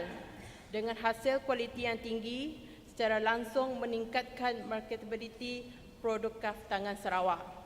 Kedua, badan ini juga harus ada kuasa mengeluarkan trademark dan IP rights untuk hasil kraft tangan yang berkualiti supaya produk kraft tersebut terjaga dan terjamin. Kerana kita pun tahu aktiviti meniru hasil pembuatan sangat berleluasa dengan menawarkan harga yang lebih rendah daripada pasaran. Namun kepada pecinta kraft tangan, mutu, kualiti dan keunikan kraft tangan menjadi simbolik kemegahan negara. Oleh itu, hak setiap kraft tangan Sarawak harus dijaga supaya masa depan kraft tangan Sarawak terjamin. Ketiga, pengeluaran lesen kraft tangan kepada pengeluar dan pengusaha produk kraft tangan patut diketengahkan supaya hasil produk dapat diselia dari masa ke semasa dan dalam masa yang sama membuka peluang pekerjaan kepada masyarakat tempatan. Keempat, saya juga mengharapkan usaha memajukan kraft tangan ini dapat dibuat setiap daerah atau bahagian di negeri Sarawak supaya wujudnya inklusiviti para pengusaha kraft tangan di dalam dan luar bandar atau pengusaha komersial dan pengusaha kecil-kecilan. Langkah ini dapat menggalakkan warga masyarakat termasuk golongan belia di kawasan pedalaman untuk terus mengusahakan produk kraft tangan untuk dijual dan dipromosikan sama ada secara fizikal atau digital. Kerajaan Sarawak sangat menggalakkan ekonomi digital, maka kaedah ini turut dapat diadaptasikan bagi mempromosi produk kraft tangan Sarawak tanpa batasan. Kelima, cadangan kerjasama dan kolaborasi agensi pembangunan seperti Sri Aman Development Agency SADA dan Betong Division Development Agency BDDA dengan Sarawak Craft Council dapat memperhebatkan lagi usaha kerajaan negeri memajukan industri kraft tangan Sarawak. Tan Sri Dato' Ahmad Speaker, therefore I hereby fully support the Sarawak Craft Council Bill 2023. Thank you. Member for Machan.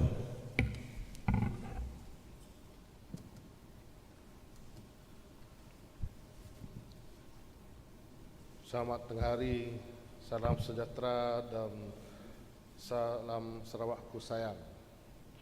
Tan Sri Speaker, terima kasih kerana telah memberi saya peluang untuk membahaskan Sarawak Craft Council Bill 2023. This will be a short speech, don't worry. Terima kasih juga kepada YB Datuk Seri Haji Abdullah Karim Hamzah, Menteri Pelancongan Industri Kreatif dan Seni Persembahan kerana telah berjaya membawa Sarawak Craft Council Bill 2023 ke Dewan Yang Mulia pagi ini. Tan Sri Speaker, Pelbagai etnik di negeri Sarawak memberi impak yang sangat positif kepada industri kraft tangan di negeri kita dengan menghasilkan pelbagai produk kraft tangan mengikut kemahiran sesebuah etnik tersebut. Tambahan pula, sekarang kita hidup di zaman teknologi dan penggunaan platform media boleh dimanfaatkan sebagai mungkin bagi mempromosi produk-produk kraft tangan. Sejajar dengan kemajuan sektor teknologi zaman kini, produk kraft tangan juga boleh dipasarkan secara online. Tan Sri Speaker, Bandar Kuching juga dikenali sebagai World Craft City di peringkat global selain dari 20 buah negeri seperti India, China, India, Thailand dan lain-lain. Saya percaya Sarawak Craft Council berpotensi untuk merancangkan lagi industri pelancongan dan juga sektor import dan mempromosikan kraft tangan tradisional Sarawak sehingga ke pasaran global. Ia juga dapat membantu untuk menjana pendapatan negeri dan memberi keuntungan kepada penggiat serta peniaga produk kraft tangan. I don't want to elaborate more about this bill, but personally I know the journey taken by the Sarawak Craft Council, what the council have done, what the council had endured, and what the council had achieved. Because if you know, Yang Bahagia Datuk Seri Ramojuna was the chairman of Sarawak Craft Council since 1997 until 2016 and continued by YB Datuk John Siki Taya until now. Thank you, Datuk. I am happy that this Sarawak Craft Council bill will be, I am happy this Sarawak Craft Council will be established as a legal entity after for so long.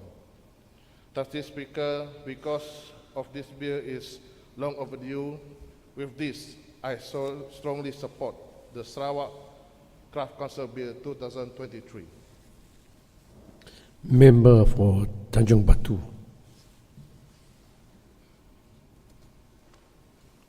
Good afternoon.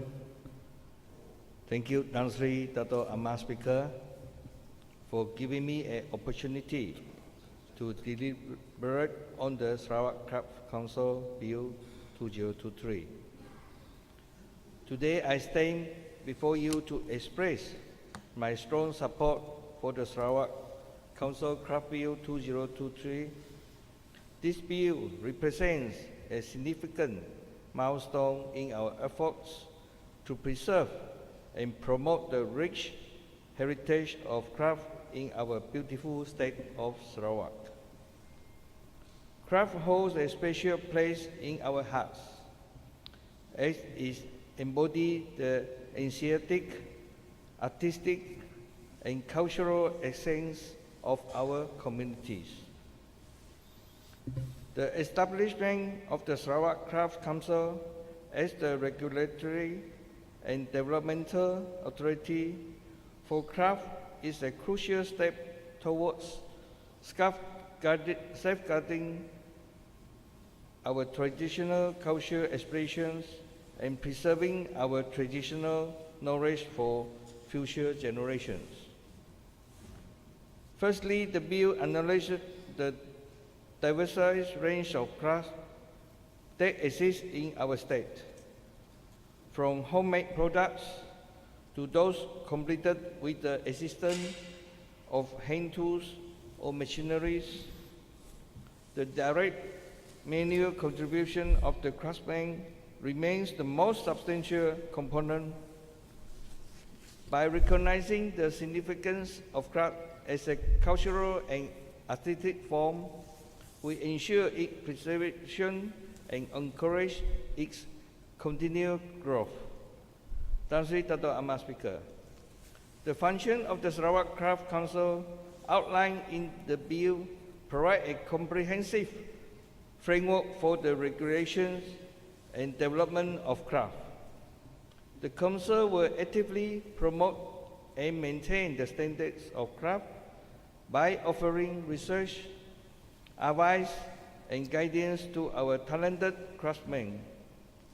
It will also facilitate the adoption of modern production methods, management practices, marketing strategies, and digital technologies, thus enhancing the competitiveness of our craft industry in both local and foreign markets. Furthermore, the bill emphasizes the importance of marketing and export of craft, ensuring that our artisans have great opportunity to showcase their skills and reach wider audiences. By providing incentives such as awards, grants, and mandatory rewards, the Council will motivate and recognize individuals and organizations that contribute to the promotion and development of craft. Thus, in turn, will encourage the growth of entrepreneurship and create a sustainable ecosystem for craft-based businesses. Tan Sri Amat Speaker, the Sarawak Craft Council will also play a pivotal role in fostering public interest, knowledge, appreciations, understanding, enjoyment, and participation in the craft industry. Through exhibitions, workshops, and educational programs, it will enable our communities to connect with our cultural heritage, encouraging a sense of pride and identity. Tan Sri Dato' Amat Speaker, the Sarawak Council Craft Bill 2023 presents a remarkable opportunity to harness the potential of our vibrant craft industry. By supporting this bill, we are not only preserving our unique cultural heritage, but also creating economic opportunity for our artisans and contributing to the sustainable development of Sarawak. In conclusion, I wholeheartedly support the Sarawak Council Craft Bill 2023. This bill paves the way for a brighter future for our craft industry, empowering our craftsmen and craftswomen to thrive in the modern era while staying true to our cultural roots.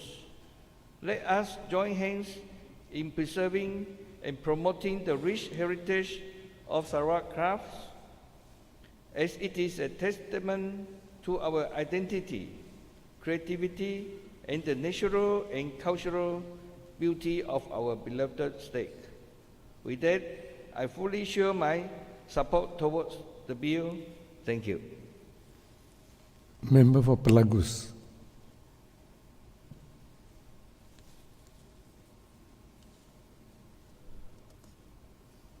The Honorable Tan Sri Dato' Amat Speaker, thank you for giving me the opportunity to participate in debating this Sarawak Craft Council Bill 2023, which was presented by our Honorable Minister of Tourism, Creative Industry and Performing Arts, Yang Berhormat Dato' Haji Abdul Rahman Haji Karim bin Abdul Rahman Hamzah, and also his estate Assemblyman for N15 Azajaya. This bill is a very important bill for us in Sarawak, as it will iron out many inconsistencies that exist right now. A proper, uniform set of legislation will ensure that all parties involved in this industry are treated favorably and equitably manner. So with this bill, it will be properly regulated. In fact, our own former Minister of Tourism, Dato' Sri Nancy Sekri, said that based on 2019 records, Malaysian handicraft has recorded the number of business with sales volume of 5,816, with a generated sale volume of 519.74 million. With Kuching being declared as a first city in Malaysia to become member of the UNESCO Creative City New York, as reported in the New York Times, November 18, 2021. This bill will surely help us reap huge benefit from the craft trade. According to a report from UNIMAS dated November 2021 in the International Journal of Applied and Creative Art, IJACA, it is stated that the problem that are facing our craft in Sarawak is due to government negligence because we don't have any proper setup, exploitation, lack of training, lack of financial support, lack of promotion assistance from stakeholders, expensive working tools, and lack of ownership to the working process were most critical challenges these marketing strategies face, especially in the rural area. With the passing of this Sarawak Craft Council Bill 2023, I'm sure we can overcome many of these challenges and push Sarawak handicraft to the forefront. Honorable Tan Sri Dato' Ahmad Speaker, I'm excited about this bill as it opened up many opportunities for communities in my constituency and Kapit as a whole.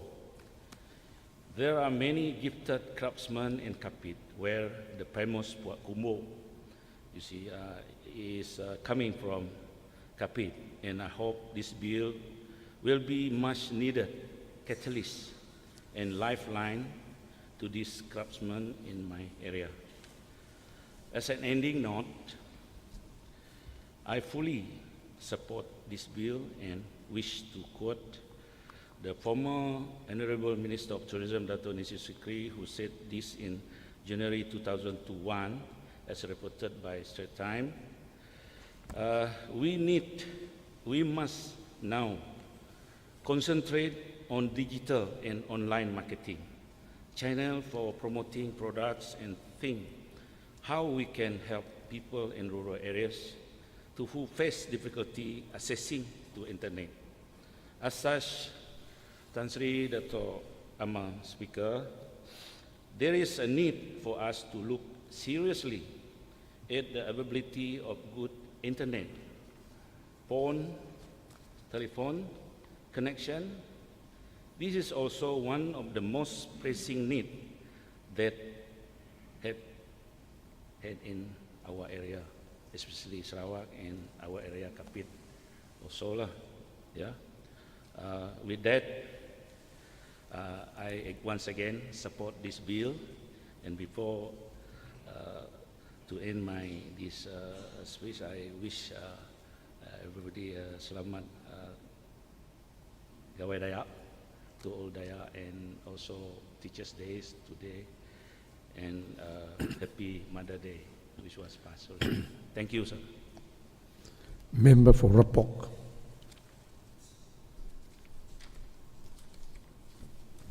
Selamat tinggal di Tan Sri Dato' Ahmad Speaker. Saya bangun untuk menyertai ahli-ahli yang berhormat dalam Dewan yang mulia ini untuk mengambil bahagian dalam perbahasan rang undang-undang bertajuk Sarawak Craft Council Bill 2023. Tan Sri Dato' Ahmad Speaker, semua sedia maklum tentang nilai seni dan kraf di Malaysia, terutamanya Sarawak. Sarawak sebagai sebuah komuniti memiliki seni budaya yang sangat harus serta boleh mempengaruhi tamadun manusia haruslah dipertahankan. Contohnya, songket keringkam, puak kumpu mencerminkan perbatuan masyarakat Bumi Putra yang terdapat di Sarawak adalah unik kepada Sarawak. Oleh itu adalah menjadi tanggungjawab kita untuk memperbaiki keadaan, membangkitkan aset budaya di samping kedudukan status ekonomi bangsa Sarawak. Dengan adanya Sarawak Craft Council, Sarawak bersedia mempamerkan hasil craft luar biasa dan kekayaan warisan budayanya kepada dunia. Kerap Tanam Sarawak adalah lambang warisan budaya dan etnik.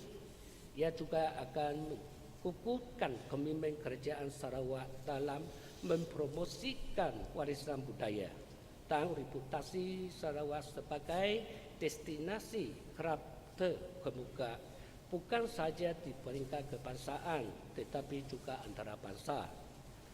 Sebagai satu pintu masuk ke Borneo, seni dan kraf Sarawak merupakan gambaran identiti dan warisan budaya Sarawak yang terdiri daripada 31 kumpulan etniknya.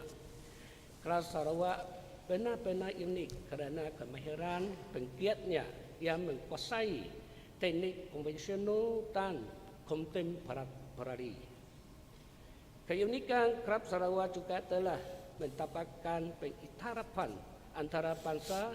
Malah Kuching dianugerahkan gelaran Pantai Kraf Dunia oleh Majlis Kraf Dunia WCC pada 2019. Kita mempunyai ramai pakar-pakar kraf yang telah mendapat pengiktirafan yang di peringkat antara bangsa. Contohnya Sulaman Keringkam, tenunan puak kumpu, kraf tenunan tangan dan paku serta kerja manik. Melalui kraf kita berpeluang mempelajari sejarah dan kepentingan setiap kraf kepada kumpulan etnik Sarawak yang ini merintasi berbagai jenis bahan seperti seramik, Sulaiman dan tenunan tangan. Dengan ini saya dengan ikhlas hati menyokong rang Undang-Undang Sarawak Crafts Council Bill 2023. Sekian, terima kasih.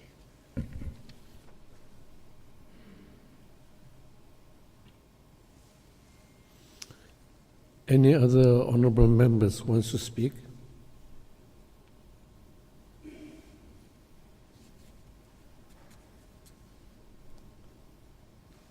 Member for Batu Lintang.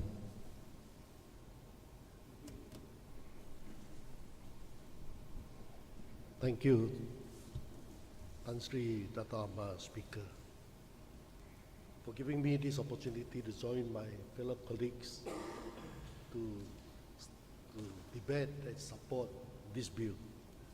I have no doubt that under the good leadership of the Minister, Honourable Minister for Asajaya, that the Council is in good hands and it will be progressing very well.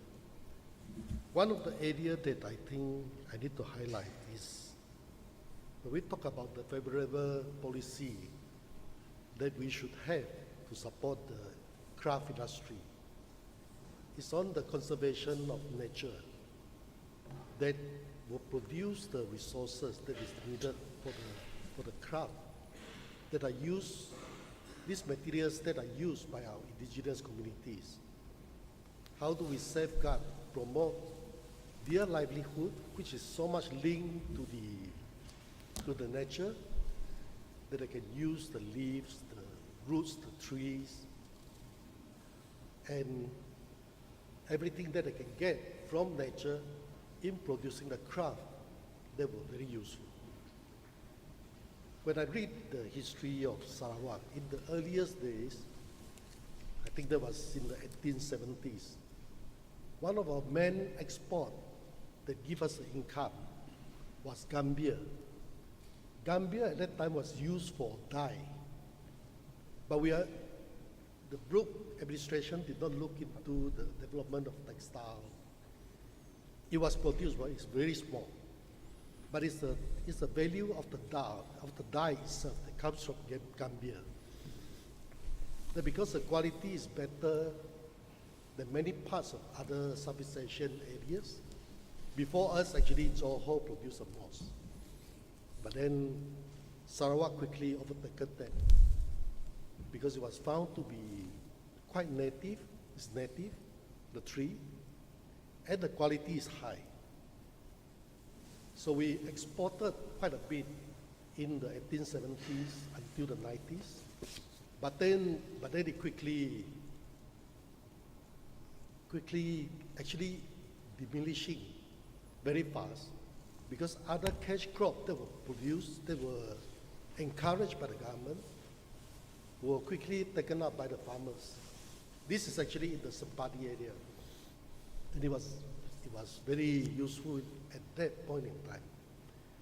So we lose the opportunity because land were clear and they were used for cash crops, other cash crops. And a lot of these Gambia farms were actually not maintained and they were taken over by the cultivation of other crops.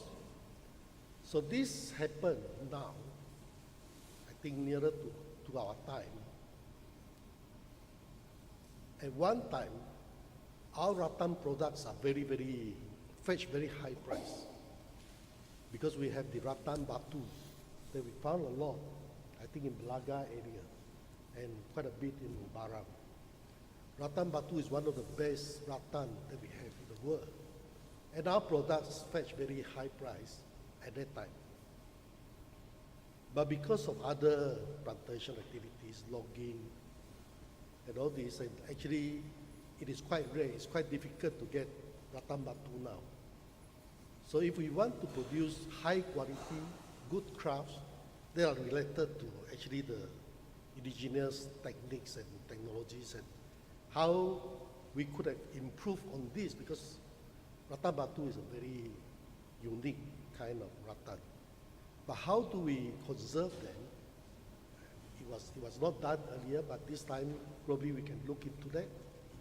And not only to conserve the area, make them into high value forests probably for those that are producing the rattan batu, but we can also promote the planting, cultivation of more of all these resources that we can use for the production of the indigenous craft.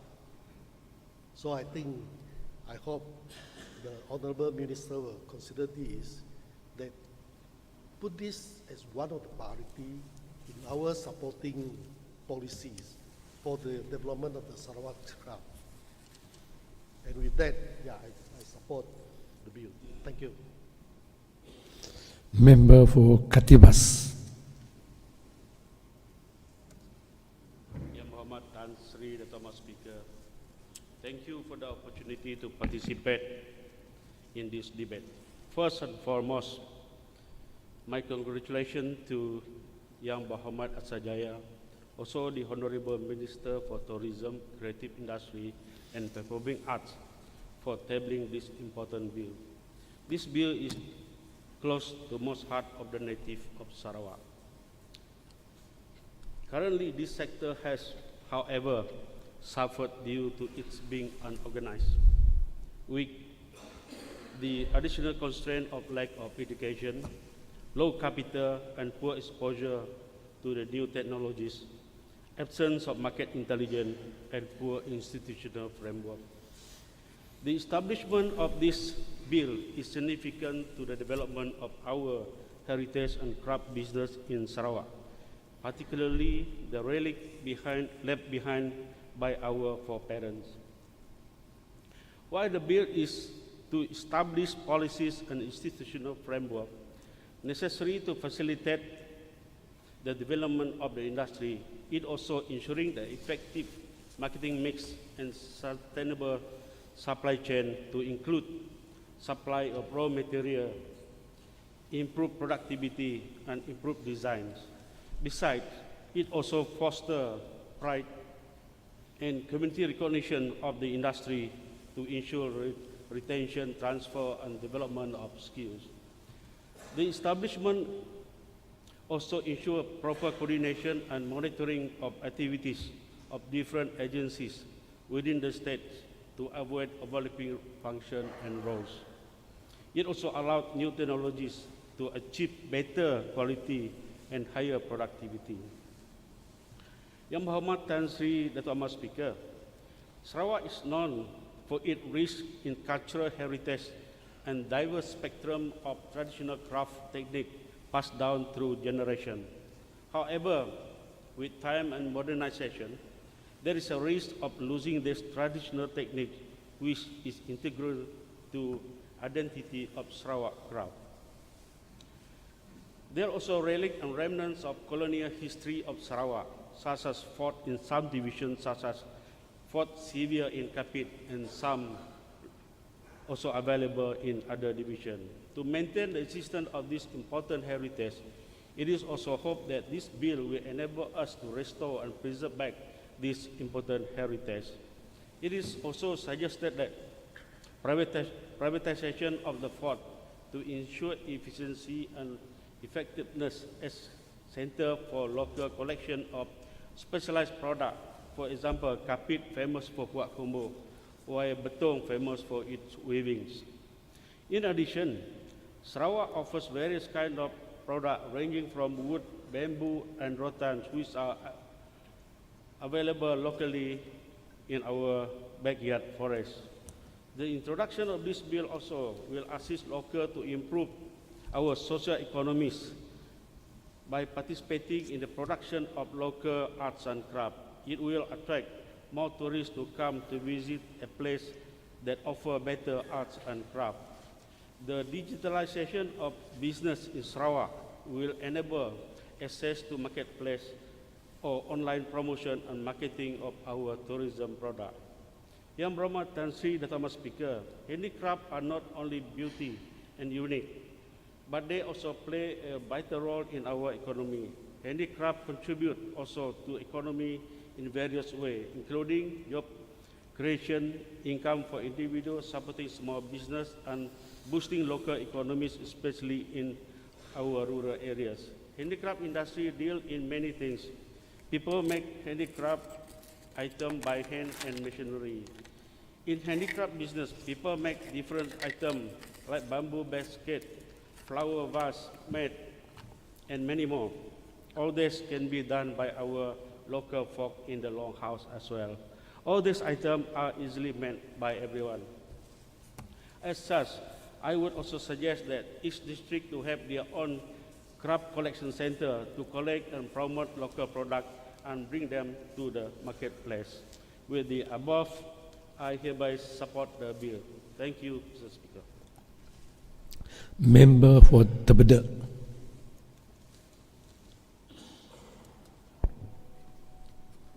Thank you, Tan Sri Dato' Mas Speaker, sir. I rise in support of the Sarawak Craft Council Bill 2023 table and introduced by the Tourism, Creative Industry and Performing Arts Minister Sarawak, and also the Honorable Member for N15 Asajaya. Tan Sri Dato' Mas Speaker, ever since I was elected into this August House, I have witnessed, I have participated in the debate of few bills. To name a few, the Sego Industry Bills, Nipah Industry Bills, Rubber Industry Board Bills, and a few other bills. Today, the 15 May 2023, we witness yet another important bill being introduced. 16 May, another important bill being introduced by the Honorable Minister of Tourism, Creative Industry and Performing Arts Sarawak. On behalf of the Rakyat in Tebedu, I would like to applaud and congratulate the efforts made by this government, the GPS government led by the Right Honorable Premier and the very able Minister of Tourism, Creative Industry and Performing Arts Sarawak. This bill that was introduced by the Minister has 5 parts and 26 clauses. Each part and each clauses has been spelled out, defined clearly and clearly outlined with the spirit, purpose and intention for it to be supported and approved in this August House and enacted by all the honorable members of this August House. Tan Sri Dato' Mas Speaker, sir, Tourism Malaysia is targeting an arrival of 16.1 million international tourists with a 49.2 ringgit Malaysia, a million ringgit Malaysia in tourism receipts. The Ministry of Tourism, Arts and Culture together with Tourism Malaysia embarked on sales mission and roadshow to major cities with the intention to lure and attract international tourists to come to Malaysia. As for Sarawak, under the Sarawak Tourism Board and Ministry of Tourism, Creative Industry and Performing Arts, I wish to congratulate the Ministry for its proactive and continuous efforts in promoting Sarawak, especially in London Crafts Week and other parts of the world, in bringing in important foreign exchange to this country and to our state that we gravely and greatly need. Tan Sri Dato' Ahmad Speaker, the establishment of SCC 2023 or Sarawak Craft Council Bill 2023 in this August House is very, very timely. This morning we were enlightened by the Minister that tourism industry and a member for Asayaya, he enlightened us that the revenue derived from the sales of handicraft is enormous and benefited thousands of participants throughout Sarawak. Indeed, Sarawak is a blessed nation, diverse yet united and unique. With a diverse ethnicity, we have diverse traditions, diverse cultures, diverse customs and heritage. With this diverse ethnicity, with it comes a diverse handicraft production to showcase and to signify their respective ethnic group. These crafts, be it ceramics and glasses, potteries, beads, textiles, sculpture, painting, photography, decorative arts, and many others, have to be regulated. The establishment of this ordinance or bill will surely help to boost the handicraft industry that is an important integral and aspect of the tourism industry to a higher level. Tan Sri Dato' Ahmad Speaker, sir, I believe the introduction and enactment of this Sarawak Craft Council Bill will be accepted and welcomed by all Sarawakians from all walks of life, because the functions of the SCC under Clause 8A to G is truly magnanimous. Plagiarism or cetak rompak hak cipta amongst the craft industry is very rampant. This discourages new craft discovery and is a great loss to the original inventor. With the establishment of SCC 2023, we hope that less plagiarism will occur because we have a legal body empowered to help and to protect the craft's product and product inventors. This will encourage more players, especially the youth, to take part and participate in the craft industry. This will further push our PCDS 2030, the initiatives, and hasten and accelerate the grand state initiative, that is to increase the per capita income of all Sarawakian. Tan Sri Dato' Ahmad Speaker, with these arguments, rationale and justifications, I beg to support this Sarawak Craft Council Bill 2023. And to conclude, I wish all comrades selamat Hari Raya, selamat Hari Ibu, selamat Hari Guru, selamat Hari Jururawat, dan selamat Hari Gawai. With that, thank you very much. Yang Berhormat Tan Sri Dato' Ahmad Speaker, sir. Thank you. Member for Opar. I hope this is the last one.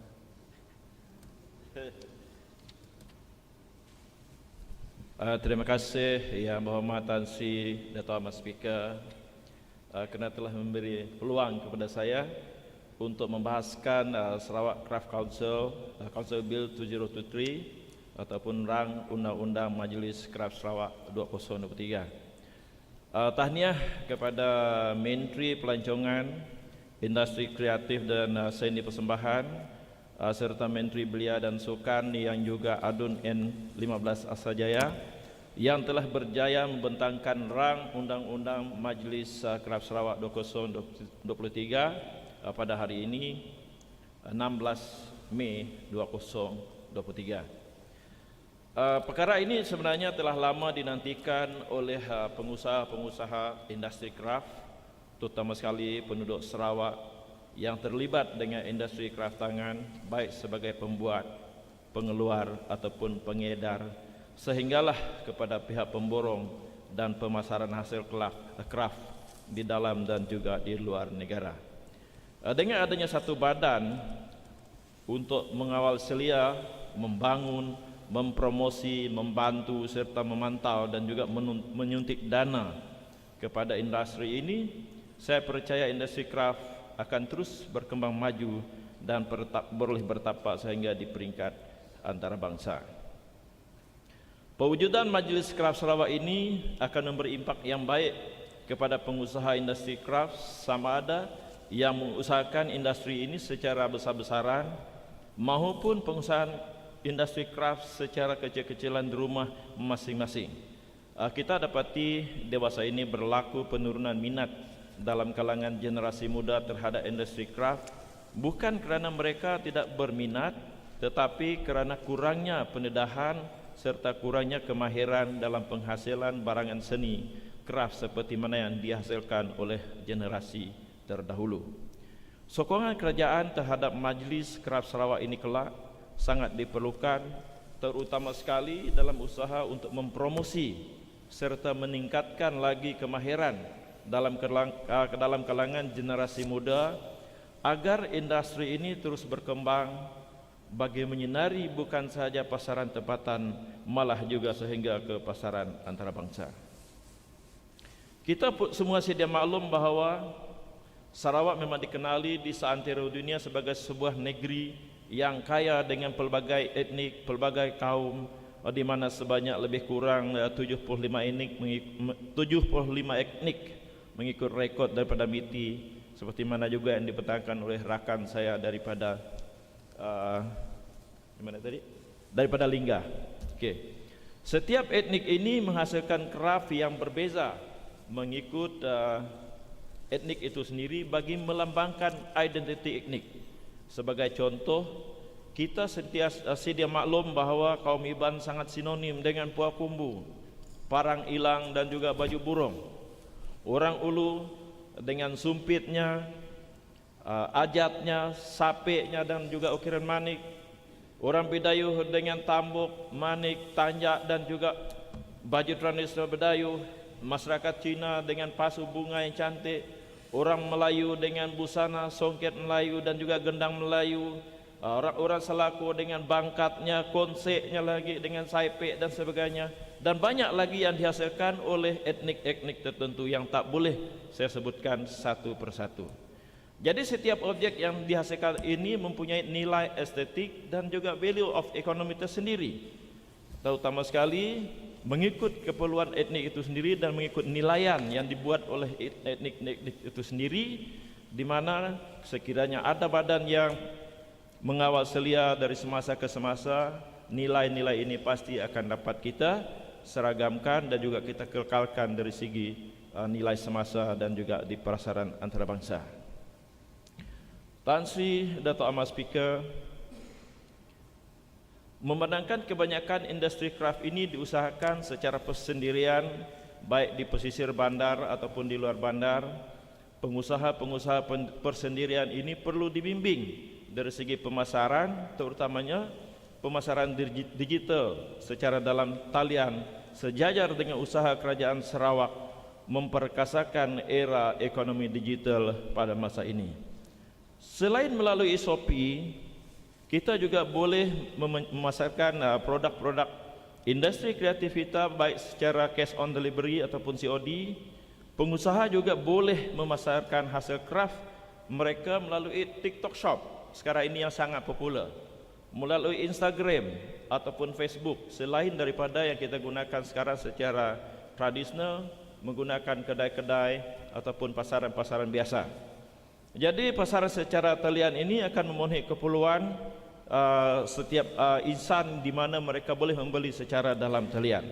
Dan untuk memenuhi keperluan ini, kerajaan haruslah menyediakan kemudahan talian internet yang baik di seluruh negeri Sarawak, terutama sekali di kawasan N1 Opar.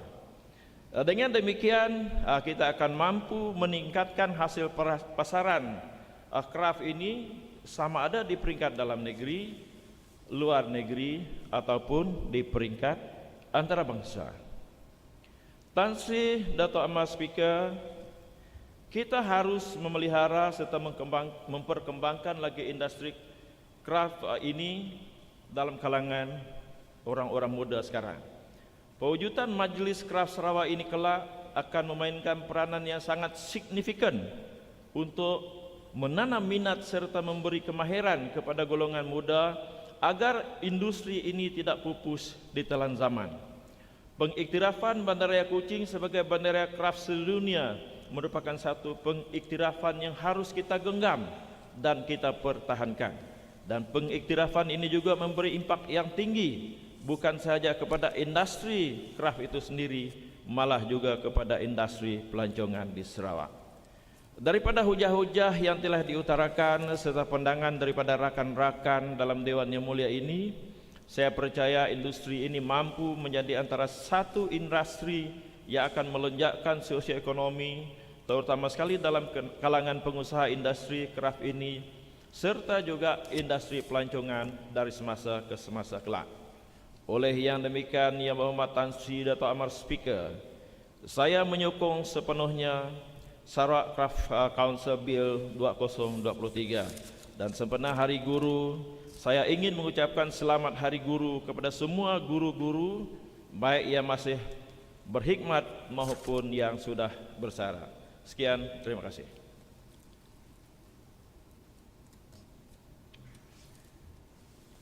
I call upon the Honourable Minister to do the winding up. Yang Berhormat Tan Sri Dato' Amar, would you like me to wind up now or should we have a break for lunch? Now.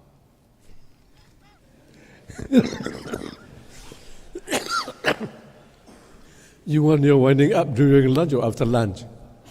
Preferably after lunch. Ali Yang Berhormat, we have a break. Dewan resumes at 2:30 p.m.